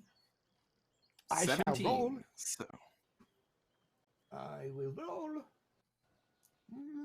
What should I roll? I will roll 2d6s and 1d5. 2d6s and 1d5. Okay, so that's a d10 divided by 2. And you need to get, I'm going to call it normal, you need to get at least a 6.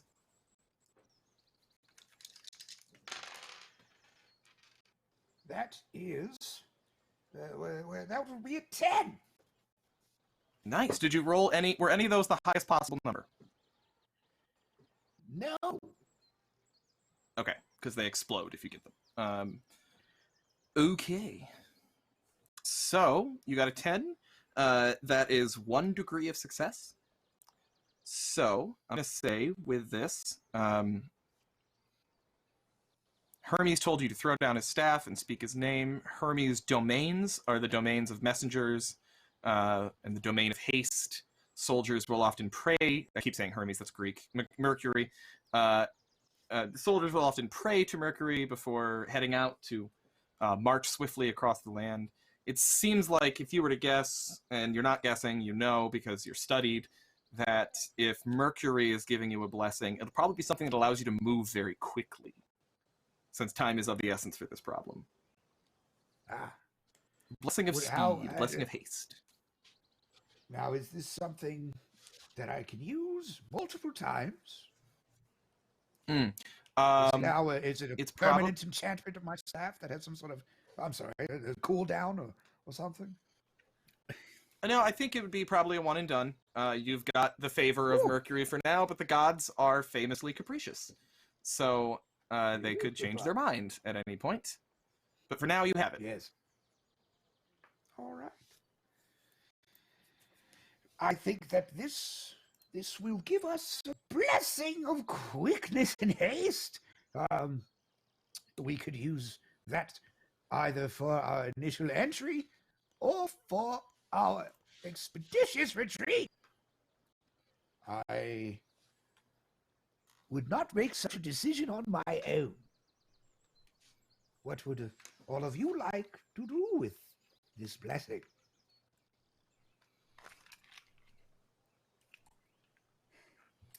I say entry. If we have to bring back all of these captured legionnaires with us, it will be far easier to get a large group of people out in chaos and pandemonium. Sure. Because it might be so hit them hard, for us hit them fast, quickly, quietly. Exactly. Get the jump on them before they can react.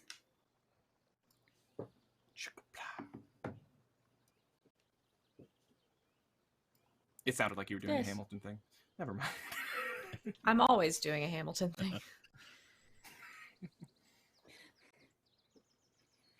Yes. All right. I Outgone, like this outlast, plan. hit him quick, get out fast.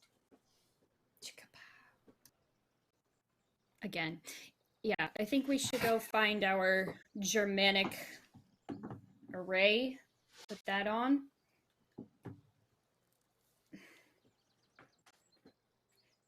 Pandaren, just one quick question before we move on. And I feel like this is just something I'm kind of adding into the backstory as we go, but I think Elektra has asked you this a couple of times before, whenever you've had these kind of visions and things like that. Did you see horsemen this time? Did I see what? The horsemen. You know, the Dacian god, the one I keep telling you, hey, did you see this god? I haven't talked to him in a while. I sadly have not. I think, dear Elektra,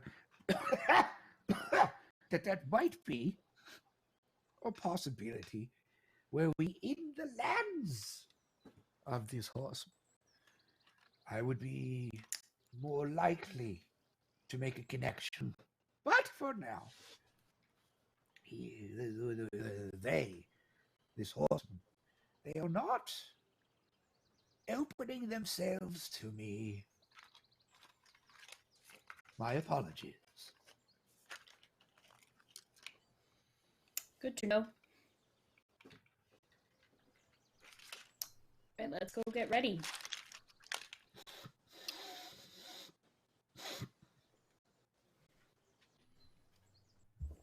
So, the plan was to use the blessing for your entry? Mm-hmm. Correct. Okay. Well, Pandaren, with that in mind, and since you are all about to make your approach, would you like now to invoke your blessing of Mercury? Sure. Should I get a staff? I have some.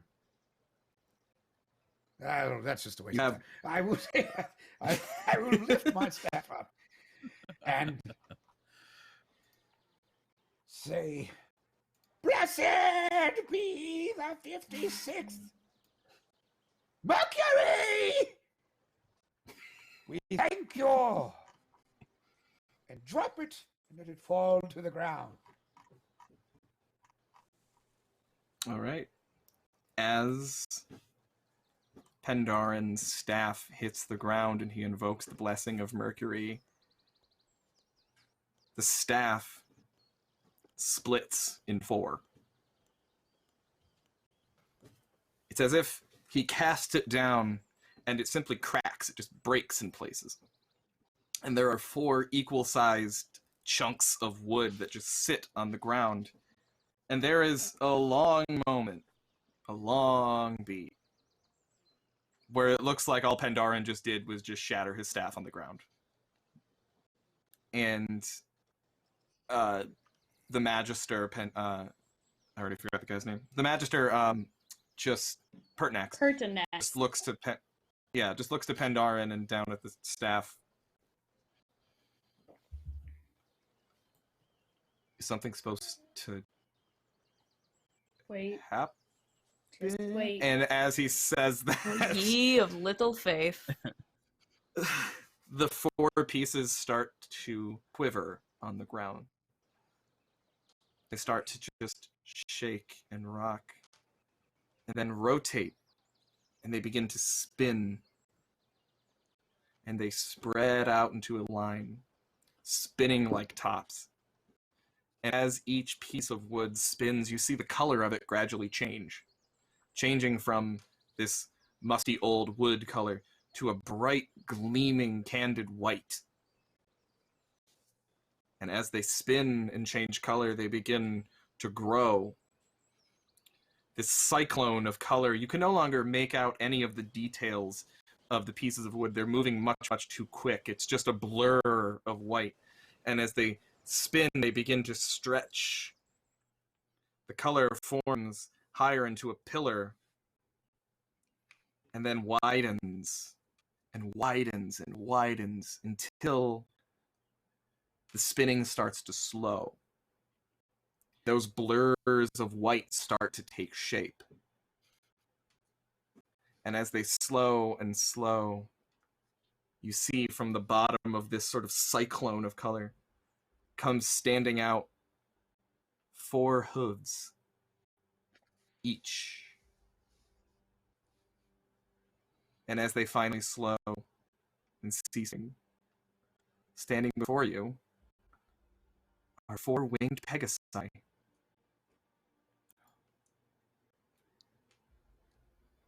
Blessing.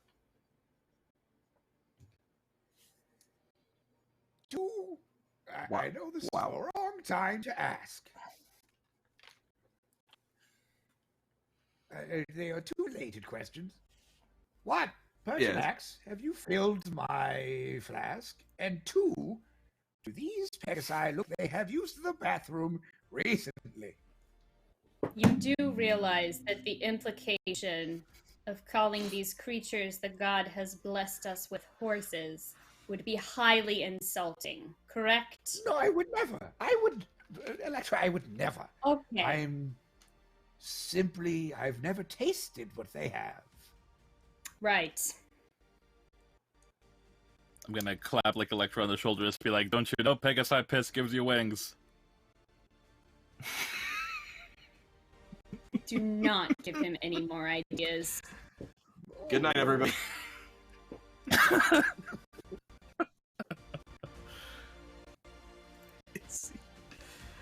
Pertinax has your flask, and he's just standing like wide-eyed, like, what the fuck? And he just walks over and fills it for you from a Pegasus and hands it back to you.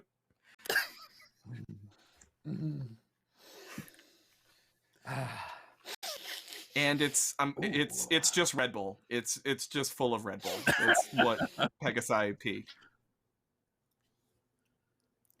Znobia looks mildly displeased, but doesn't say anything. Wonderful. Dave, it's fizzy, it's slightly sweet. I love this. I love this. I love A this. blessing, truly. Mm-hmm. That we are very grateful for. Oh.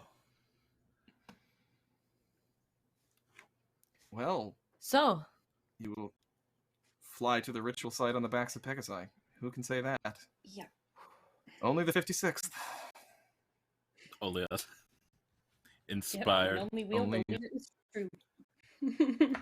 truly inspired. I will tell stories of this, but I don't think a single Legionnaire is going to believe me. I should start with Marcellus. It's pretty gullible. Yes, Marcellus. He'd will believe you, probably I think. this. Marcellus will buy this, yes. Marcellus would I wish you all the believe best if of you luck. told him this Pegasus was his mother. Let's save think I that for should when we try. get back. Is that why he's so flighty? Oh, yes, I do. I love your jokes, Octavia. You do keep things lively. I hear you. I know they're being quiet, but I hear you, Octavia. Well, Shall we? best of luck. Let's go. Let Mount us depart.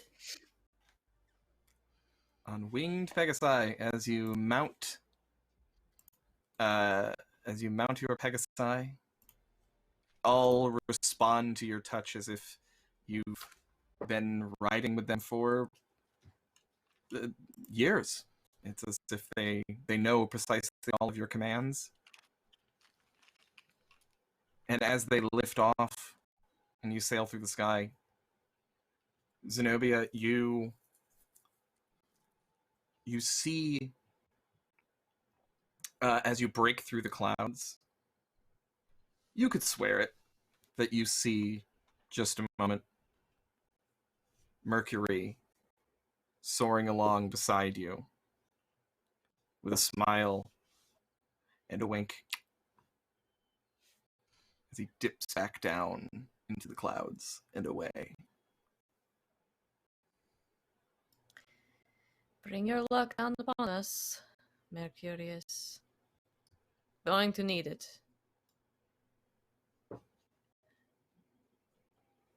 As the early sun rises and these 4 Pegasi soar over the top of the treetops toward the rising sun,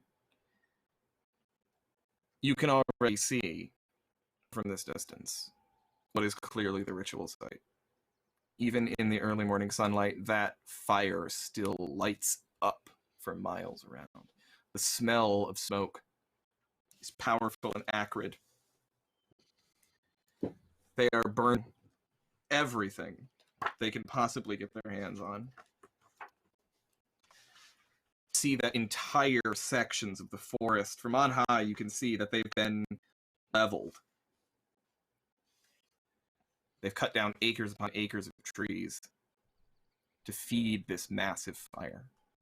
And above that fire, the clouds above are swirling just as Pandaren saw in his vision.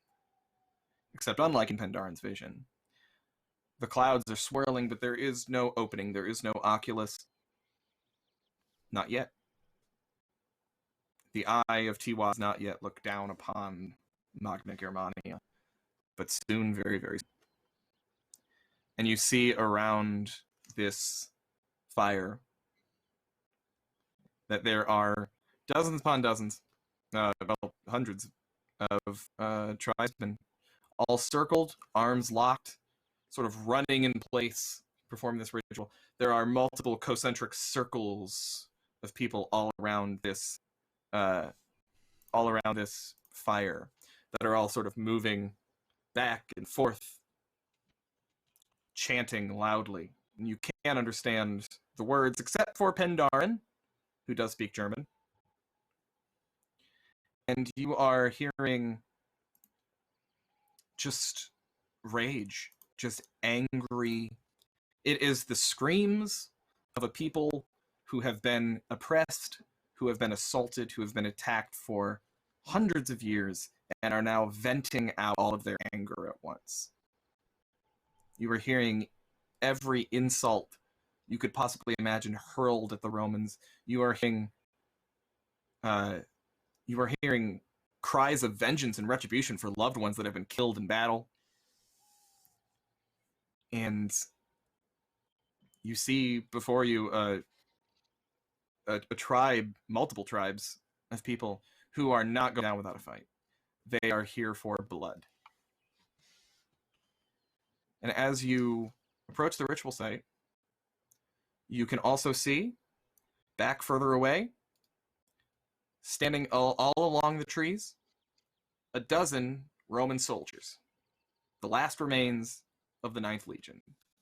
They are tied to the trees at the edge of the wood, awaiting their sacrifice. So, you've got the ritual site, you can see the fire, all the people. There is some kind of high priest, some kind of druid or cleric of some sort, who has the eagle above his head. That will soon be added to the ritual. Further away are the dozen of the 9th Legionnaires. What to do? Can I ask a really quick question? Sure. Are there, like, other buildings or structures, anything like that, around this area? Or is it just in the middle of, like, a deserted, wide clearing or field? There's tents. You see, like, there are some tents, but mostly these guys are just, like, clearly sleeping on the ground. There's just, like, skins laid out, just blankets. They've been sleeping there, performing this ritual for days. Okay. So I had the idea that, you know, we could always use that fire to our advantage and set something else that they don't want destroyed on fire. But if there's not really a ton of structures, yeah, that probably is going to be temporary at best. So. What's your plan, man? We should split up and cause chaos while someone frees the soldiers. That works. I can do this. I am not much of a fighter. Yeah, I think that's a good idea. I think if you go to take them, take the soldiers, Octavia and I can try and, you know, destroy buildings, anything that they have ready to go for this ritual. You know, obviously we can fight people quite well. And it doesn't even need to be all of them. It just needs to be long enough to get the Legion and the Eagle away.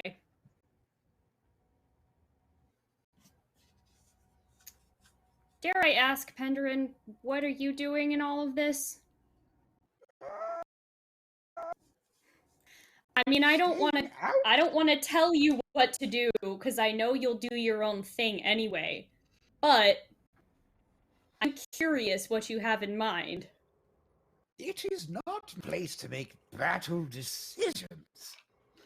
I defer to your expertise, Elektra and Octavia.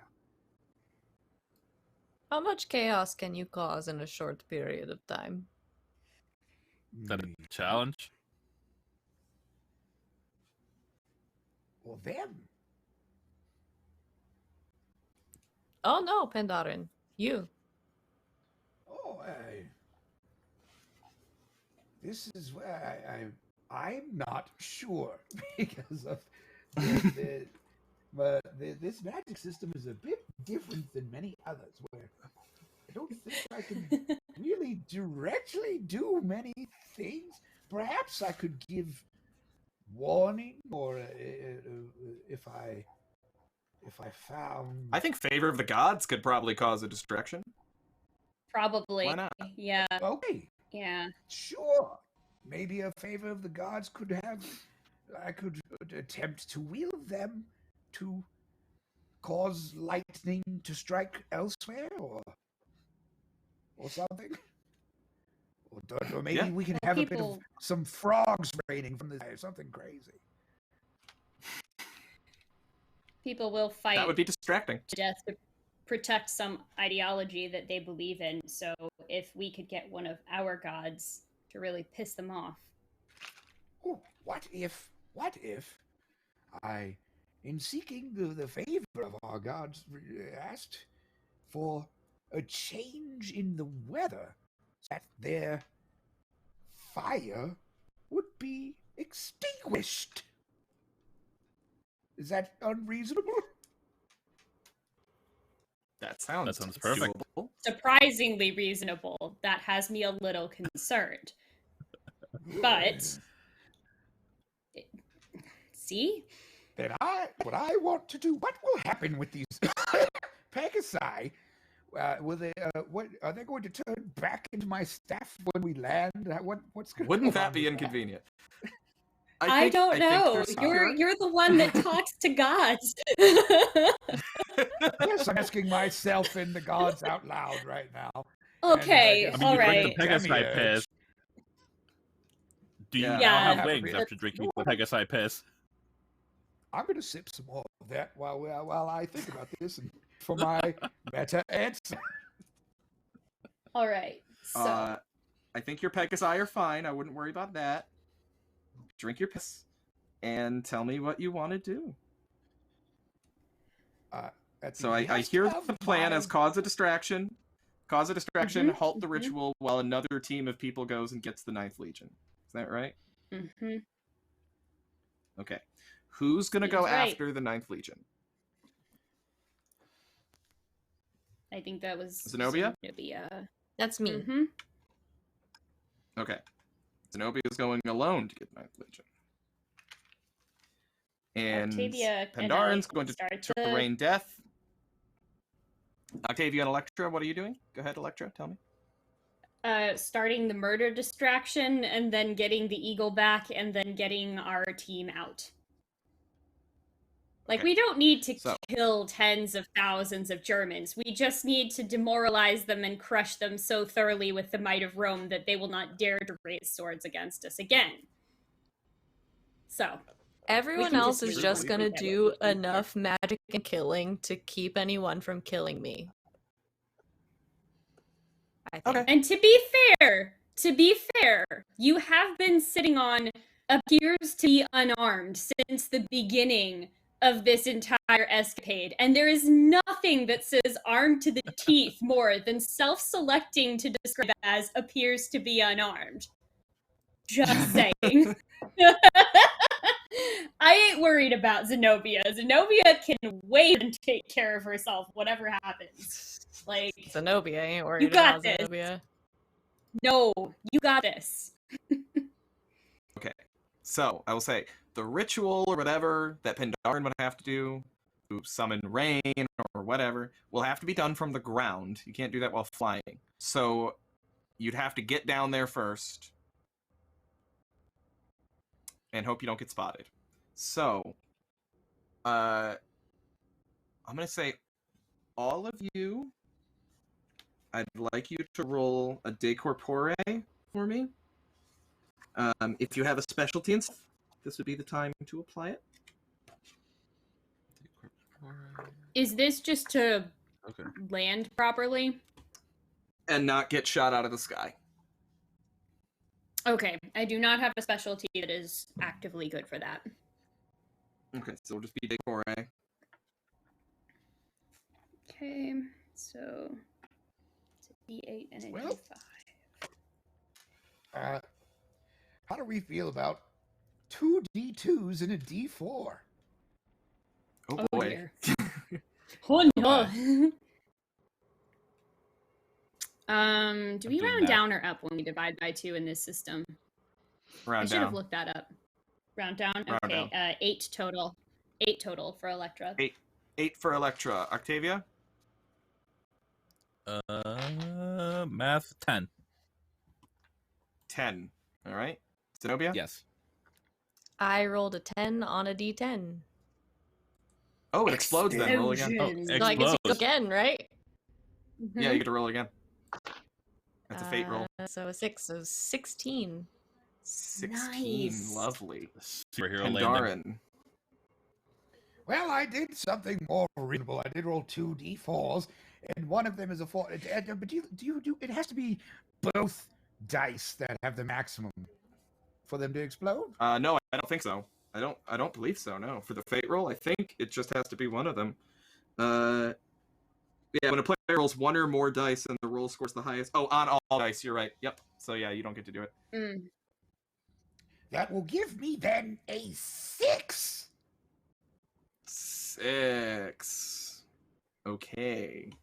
So I'm gonna say Zenobia, with that insanely high stealth, or approach to the 9th Legion is safe. So as you break away from the pack and make your way to the 9th Legion, tell me how you approach. So it's the edge of it's a big clearing in the forest. Right at the edge along the trees, they're all chained up to the trees. How do you go about getting in close? Quickly and quietly. What is it? Nighttime? Is it daytime? Where are we at right now? It's morning. It's morning. Yeah. Morning. Sun's Okay. rising. So I'm gonna try to, as I am flying on a Pegasus, try to follow the line of the sun. So it is hard for me to be seen until I get very close, and then just sort of nosedive and kind of around into the trees behind them, so I can Cool. land. All right. Yeah. You follow the line of the sun, take a sharp dive, and just inside the tree line. And the Pegasus just flutters its wings as you approach the ground, and the hooves hit down on the dry leaves very softly. Practically a whisper. And you see these legionnaires all chained to the trees. They can't see you yet. You're behind them. But they are stuck, chained, and there's chains running between them to collars around their necks to keep them from running away. And you can hear all of them muttering their prayers, terrified of what's about to happen to them. What do you do? I'm gonna come up behind them and just, in a very quiet voice, say, sort of one at a time. I'll start. Don't want to scare all of them at once and have them all panic. One at a time. Just tell them that the luck of Mercury is looking upon them, and I'm gonna take the I have iron-tipped darts and start prying the chains off of them one by one. Cool. Let's see. Let's call that. Oh yeah, definitely. De corpore also, and this is larceny. If you happen to know the specialty in that. I do not. All right, de corpore. All right. It worked for me last time. I have a 10. I'm gonna roll a d10. All right, That's a 9. that's a 9. Okay. So as you start to unlock the 9th Legion, we're going to scoot back over to Pendaran, Octavia, and Elektra, who did not do so good on their stealth rolls. So, as y'all break away and Znobia heads off to rescue the 9th Legion, you all start to head down to find a spot where Pandaren can cast this ritual. And you are spotted. I need Pandaren to roll a Debello roll, please. While I roll one. Wait, does he have to do that by himself? Oh yeah, because I guess right battle now, is the random rolls, isn't it? I was like, wait! Yep. Oh, wait. That's not how this works anymore. Oh, dear. Yep. Okay. Every combatant rolls individually. So roll your Debello. Yeah. And I'll roll Debello.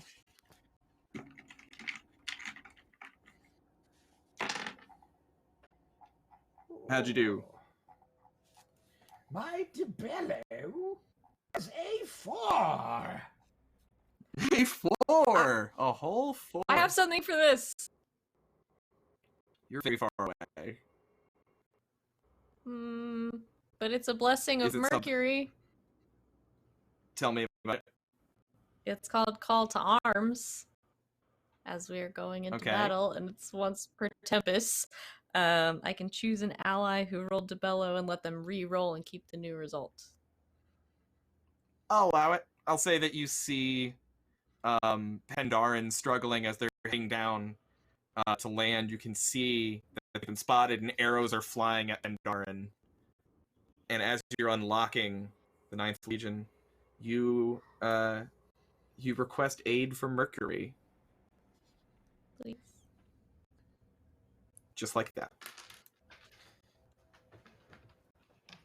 I dropped one of my dice. Okay, we are now looking at a 6. A 6. Still lost, but good try, Znobia. Well played. So you are the defender. So that means that you got a 6, and I got a 10. So I beat you by 4, so my damage modifier is now multiplied by 2. Oh my god, I just saw the picture of Znobia in the book. Holy shit. Yeah, look at all of us in the book. Holy shit. Okay, where's that? Just gotta make sure I have this weapon chart. The one thing I forgot to put a bookmark on.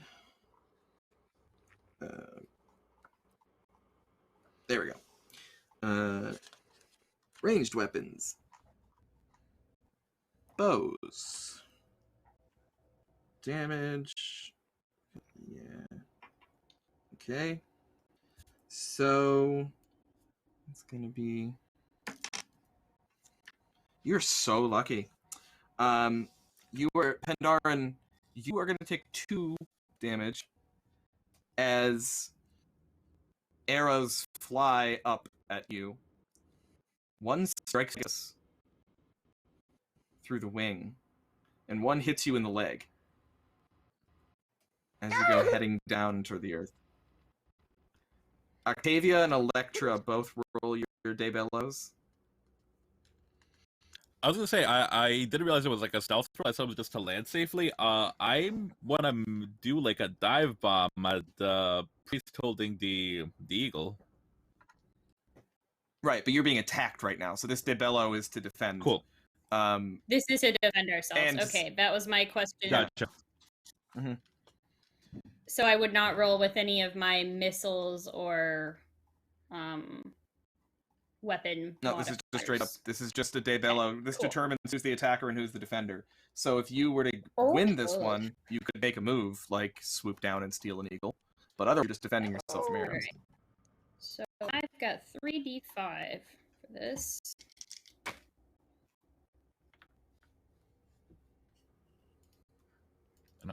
Let me find a D5.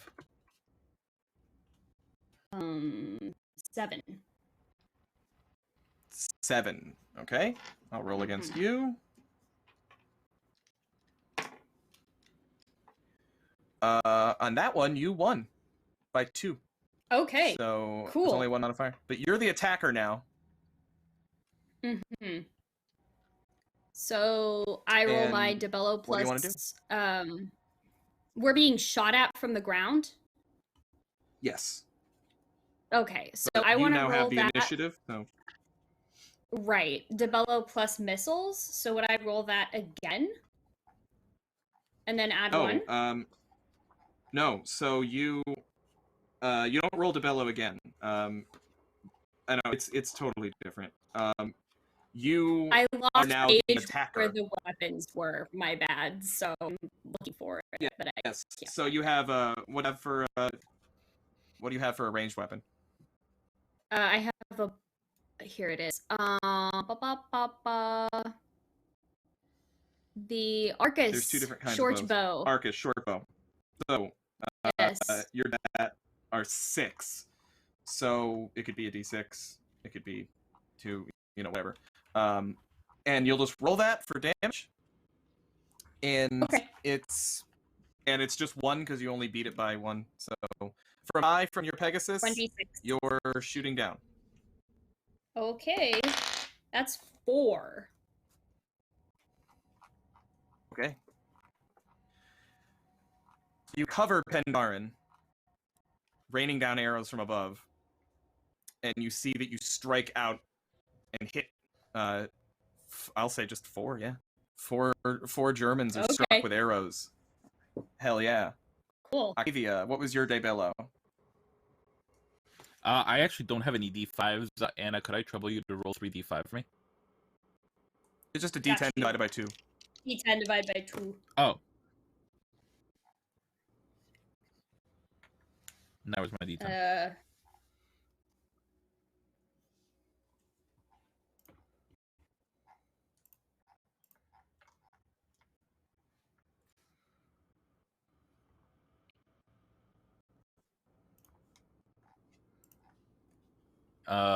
14. 14 on your Debello. Holy shit. Okay, you're the attacker, and you have gotten yourself a triple damage modifier. So, you wanted to go after the eagle, right? Yeah. Okay.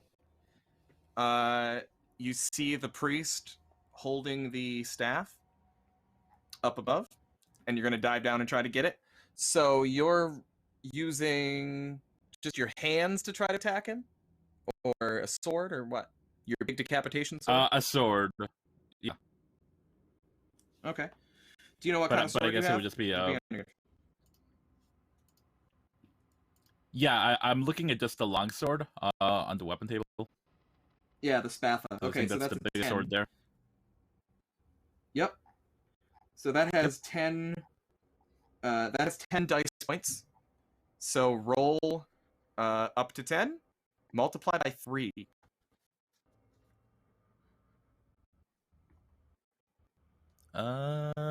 6 times 3, 18?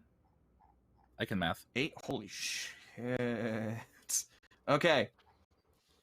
You're diving down to try to get the eagle. This priest is standing over the fire above his head. Elektra is raining down arrows, giving you cover. And you swoop down, going through. There are arrows flying past your face as you dive down toward where the eagle is. I do a barrel roll. So he taught me well. You do a barrel roll. And you drop a cluster bomb. And with your sword in hand, how do you kill this priest and take the eagle? Tell me. I think I wanna hold the sword like close to me, so instead of doing like a white swoop, just kind of like just like barrel through his neck, and then with my free hand grab the eagle as I pass. Nice. So yeah, through his neck. I like that. Snatch the eagle. Pandaren, you've landed. You have an arrow in your leg, but you managed to land safely. You're in pain, but you're alive, and you have a short amount of time in which to cast the ritual, what do you do? I will do my best to get the attention of the gods of this land to bring rain and wind to put out this giant flame. If that's a thing I can do. I think so. So with favor of the gods, can I make a suggestion for you, Dave? Please do. Last time you did this, you took blood and entrails. When you don't have any animals to kill right now, except a Pegasus, and I wouldn't recommend it. Blessing from Mercury, and you need it to get out of here. But what you do have is your own blood, because you've been shot in the leg, and a bunch of Pegasus piss. I will not waste it. I perhaps I could use a different. that piss is rare and precious. If anything, what I could do is if I imbibe in some further, rip the area out of my leg. Then perhaps I could observe if I use the Ars Fulguratoria on. I'm not sure if this is exactly how this word works. On page 75. Would that be enough to? I can observe while drinking this, been looking at my own blood, licking that off the arrow. Take a look I love that. The stars and look at their effigy. Would that be enough for me to summon the aid of known gods? Yeah, hell yeah. So yeah, with all that in mind, roll your Demagia. Okay, that is 3 more of my pietas. My Demagia is total will be an 18 again. And I will use 3d6. All right. That is a 14. Yeah. Nice. All right. So you needed for that one because it was that I figured that had to be harder because you're asking for like divine intervention. I think for that you got a 14. You definitely met it. I think maybe the proper difficulty threshold for that would be at least a 9. So I'm gonna say you beat it by 3. That's a degree of success. Oh no, you got a 14. You beat it by 4. So that's 2 degrees of success. And okay, so I'm gonna say, Dave. First of all, tell me what your little ritual looks like, and I'll tell you what happens. This is a faster ritual. It's a much quicker thing. Hopefully I don't leave my body at a time like this, but I will pop open my Pegasus piss and take a slurp, switch it in my mouth. I will take the arrow from my leg, freshen my own blood, and lick it and smear it, maybe putting a slight cut on my forehead. Topping my piss, putting it back, holding the arrow up. I say, gods, show us your favor!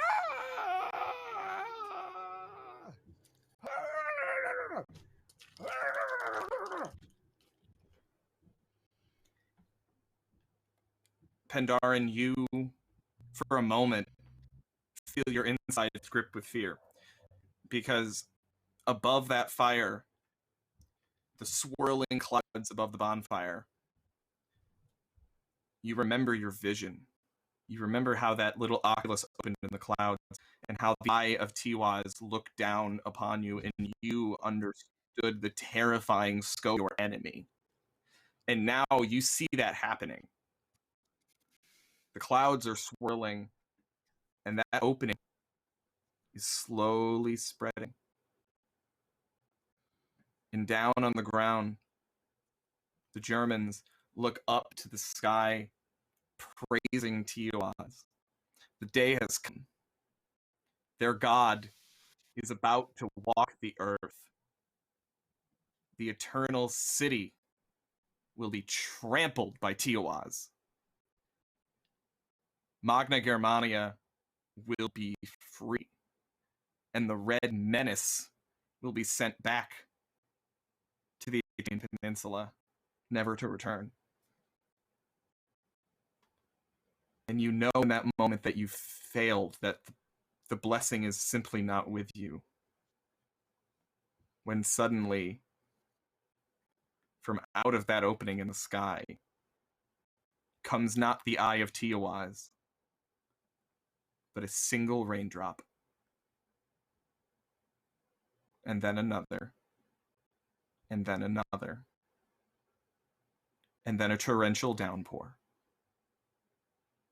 It is raining nowhere but directly over the top of that fire, a column of water that falls down and drenches the bonfire as you hear all of those triumphant screams suddenly turn to moaning lamentations and wails. Why have the gods betrayed us? And Znobia, as you're on the ground, you see this happen before you and know, okay, time to go. As you unlock the last of the 9th Legionnaires. How are you all going to get out of here? So we have the eagle, right? You got the eagle. Yeah, Octavia got the eagle. Awesome. And who's still mounted on a horse with me? Or a Pegasus with me? Anyone else still in the sky? No one else is in the sky right now. No, you're the only one. Well, no, Octavia is. Octavia still has the eagle and is in the sky. All right. I don't think Octavia landed. So, no. Here's what I'm thinking.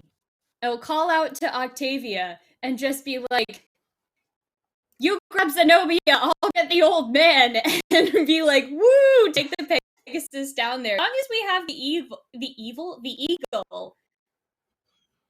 I mean, that's what Elektra cares about at this point. Like, if the other people get sniped by the Germans or make their way back or whatever, she's just like, that's fine.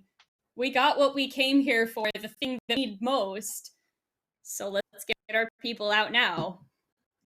And I will dive down to get our horse piss covered god squad leader. Just like grab you by like the back collar where your cloak just meets your clothes and just be like, come on! I need to roll for that. No, Pandaren, you're scooped up suddenly. You get scooped. It's a flying horse that's a gift from a god. Hold on tight if you want to live. And then we just do the like aerodynamic thing, like you see a bird, put its wings all the way back and its head tucked down and just like woo, like glide away as quickly as we possibly can. Yeah, totally. Yes. Yay. Sail away with Pandaren and the eagle. And, well, Octavia, you gonna go get Znobia. Yeah. So I'm in the trees. And you've got 12 Legionnaires. I have turned them loose and sent them sort of into the trees, running away. Like, just go. I don't want to let these people die. Oh, she will not be scooped up until they all go. Well, I take it you don't want them to go back to face trial. No. So you're like turning them loose. Them, though. I'm turning them loose. Yeah, you're turning them loose. Yeah. And I think there is that recognition between you and one of the Legionnaires that's just like, oh, you're not taking us back. Go. How do you communicate that? Okay, yeah. Let's do it real quick. Just curious. I'm just gonna We have a whichever tribe. one of them looks like they might be in charge. Go. All right, yeah, there's No. a Centurion. We disgraced our legion. We lost the eagle. We've retrieved it. And you don't deserve to You die have. for being captured. We do. No. You served your country with honor. To be defeated once is not a disgrace. It is a learning opportunity.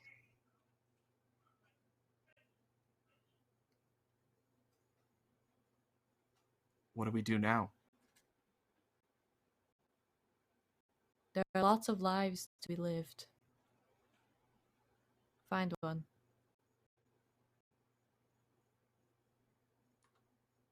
And when we tell stories of our Savior, who shall we say they were?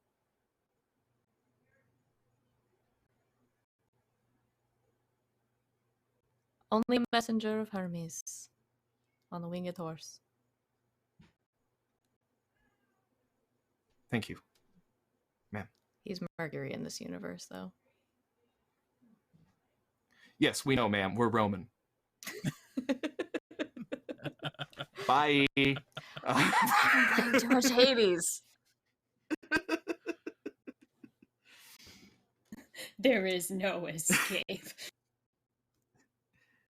And the legionnaires run off into the woods as you see Octavia swooping down carrying the eagle.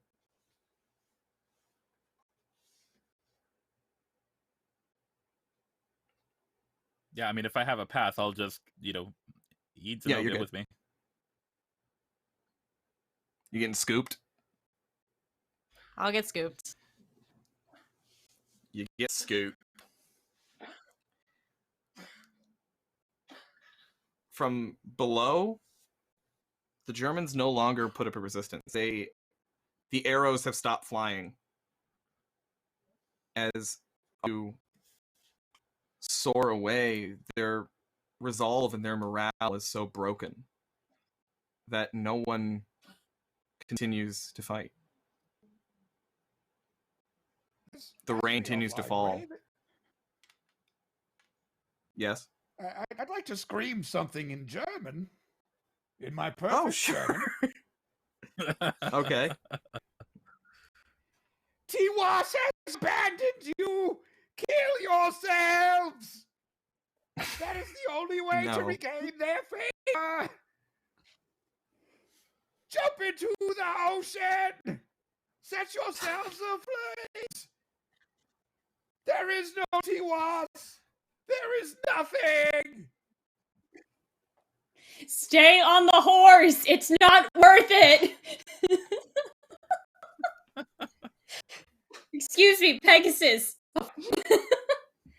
Well, guess I know what god's gonna be responsible for all my life problems now.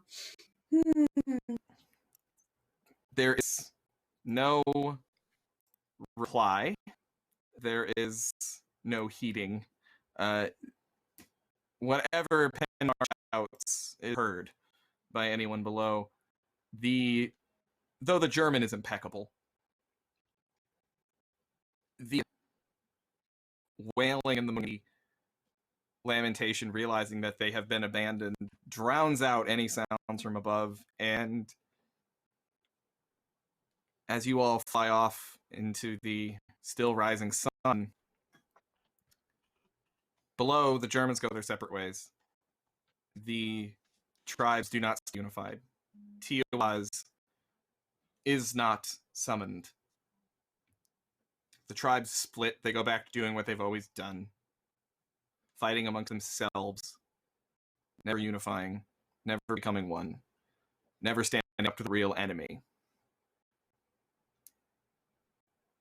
As the four of you fly on and away, back to the Ardennes, back to that poor hapless Centurion Marcellus, back to Magister Pertinax, given commendations and sent back to Rome. You, the 56th Legion, have been given the honor of carrying the 9th Legion's eagle back to the hands of the Emperor. And it is there, as you return the eagle, that you are asked, what became of the 9th Legion? And Znobia, you tell the Emperor became of the 9th Legion.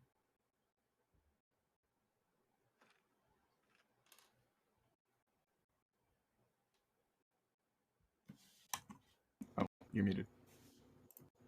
All dead. Sacrificed.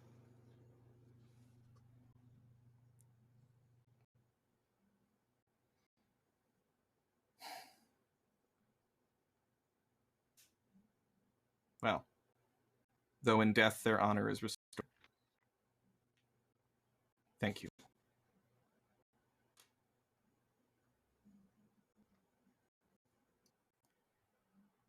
And that's where we'll go ahead and end this one shot of Lex Arcana.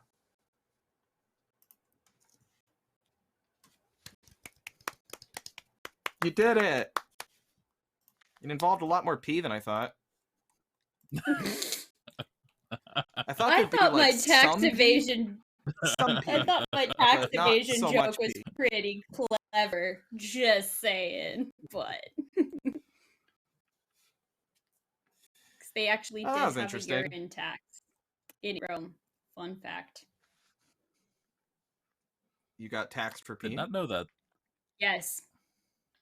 Yeah, because that was what they used to dye the togas white that the senators wore because of the pH of pee Uric acid.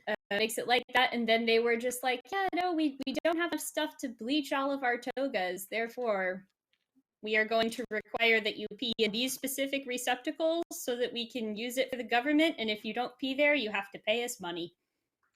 So, Talking about yes. piss-reeking politicians. Piss Goddamn. tax. That was a real thing they did for hundreds of years. Hell yeah, Rome. Piss tax. Yeah, right? Like, okay. They could tax anything, the Romans. Look at this cat. Cato. They could not tax this cat. This Cato. cat Hi, is Copper. so cute. Hi, buddy. He has the Look at that cutest belly, though. nose. He's got a little freckle nose. All right. So, let's roll, shall we? Let's go around and do some quick outros, and then call it an evening. So, let me start opposite order from what I did last time, and start with Savvy. I'm trying desperately to click on the unmute button and a cat hitting my mouse. Hello. I'm Savvy. I'm at Savvy Seaward on the internets, mostly on Twitter, where you can find my streaming schedule pinned.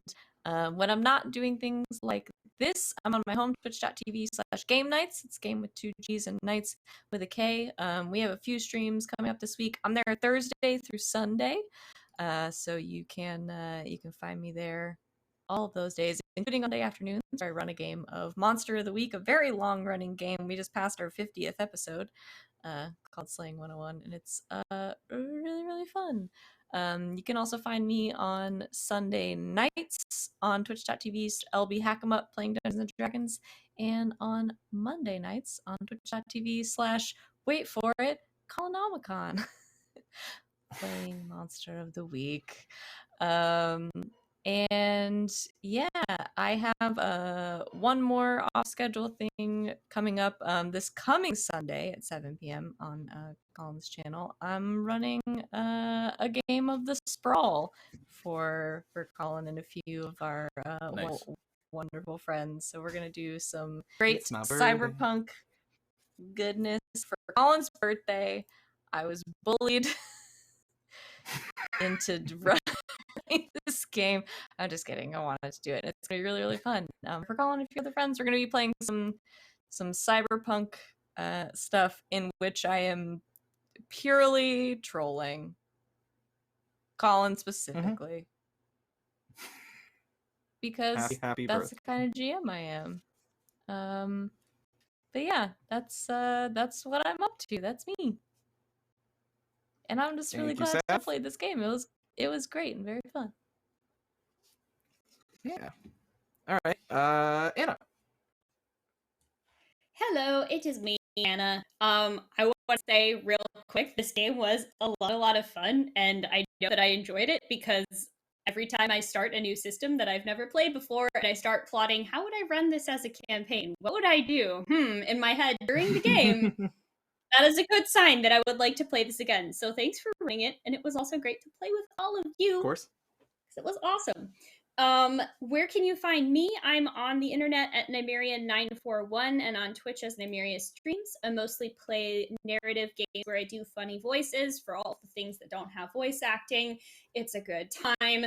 Yeah, right now we're making our way through Disco Elysium, so we're playing the Alcoholic Detective Noir Simulator 2021 edition, and it is a lot of fun. Mostly just punching people and being bad at talking. As for where else you can find me, like Savvy said, we play Monster of the Week together on Monday nights, Colin's channel. And then I'm now the co-host, succeeding Lydia after her long glorious reign has come to its twilight. Now I am there as the co-host with Colin for GM Postmortem. Our next episode is going to be on the 28th of May. This is where we talk to people who are GMs and game developers about how to make better games, how to be a GM that tells good stories, and go off on a gajillion tangents. So that's what I've got going on lately. Yeah. Yep. And Velvet. Oh, hi, it's me. Thank you all so much for sticking with us for this one shot. This was an awesome system to learn. It was actually more intuitive than I thought it was going to be going. My name is Velvet. I use favorite pronouns. You can find me pretty much everywhere on the interwebs at OG Brown Sugar. Thank you so much for having me. It's always a ton of fun to get to play with Colin and Anna again. And it was lovely meeting you, Sally, and you, Dave. Y'all are hilarious. You can find me... What day is it? You can find me Friday evenings at the Fey Realm for Tales of the Amazing Ace, a Masks campaign. Saturday evenings at the Bard's Playhouse for Fall of London, Vampire 5e. And that's it for now. Righteous. And last, 100%, so of least, dear buddy Dave. Thank you, Dave. Let me just say immediately, you made me smile so much today.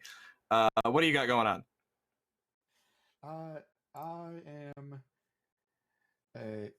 all over the internet as Jamaica Squeeze, although I'm having some email problems with some account. It's a whole fucking thing.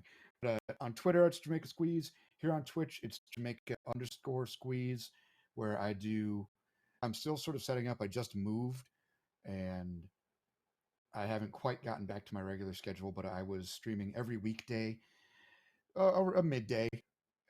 That's not going to include Wednesdays anymore, because a private game of D&D got moved to that day. And coming up on Thursdays, I think next week is Session 0 on Valdrian's channel. I'm going to be in something called Nightmares on the Frontier, and that is going to continue for the next few months. I think that's about it as far as where I can be found. I'm not super active on my socials, to be honest, which I'm trying to change a little bit.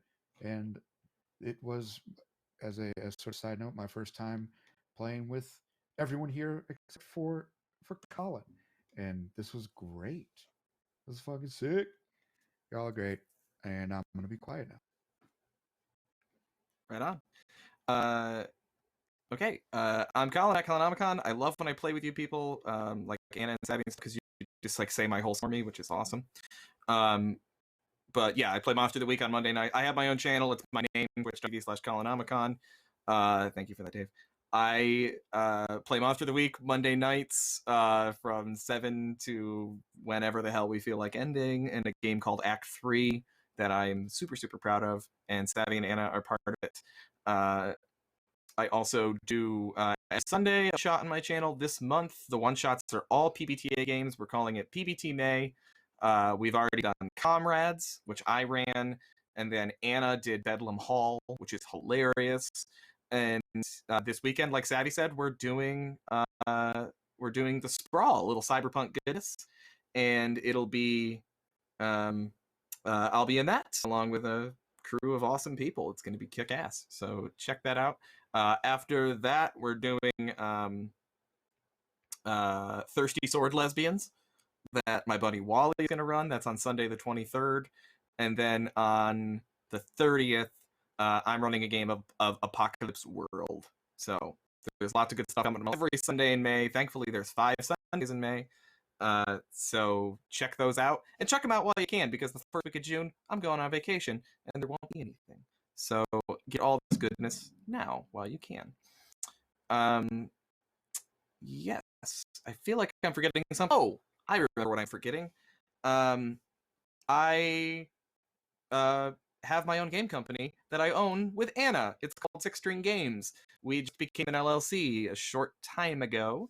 We are incorporated in everything.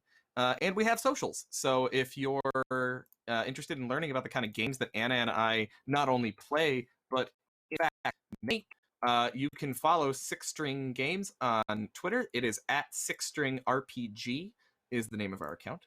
I'm going to drop a link to our Twitter there in chat. Give us a follow. We'd much appreciate it, and you'll never miss an update on what we're going to be making. We have a game coming out called Big Damn Heroes. It's fun, it's fantasy, it's super tropey, and it'll be coming to coming to Kickstarter in the future. In the meantime, we're currently playtesting it, but if you want to hear everything that's going on with it, give us a follow over on Six String RPG, and you'll find out everything that Anna and I are making. That is all. Stick around after the stream. We're going to go on a raid. We're going to go raid over to our friend Stella Luna, who I've gotten the privilege to play with this season, and she is fantastic.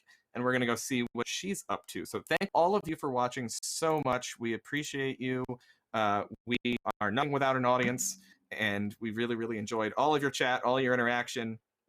It was great to see all of you come out and enjoy this game of Lex Arcana. So I'll see you next week for a one-shot, same time, same channel, for a one-shot of Shadows over Soul, a little bit of space horror I'm going to do next week. But until next time, good night, everybody. Bye-bye.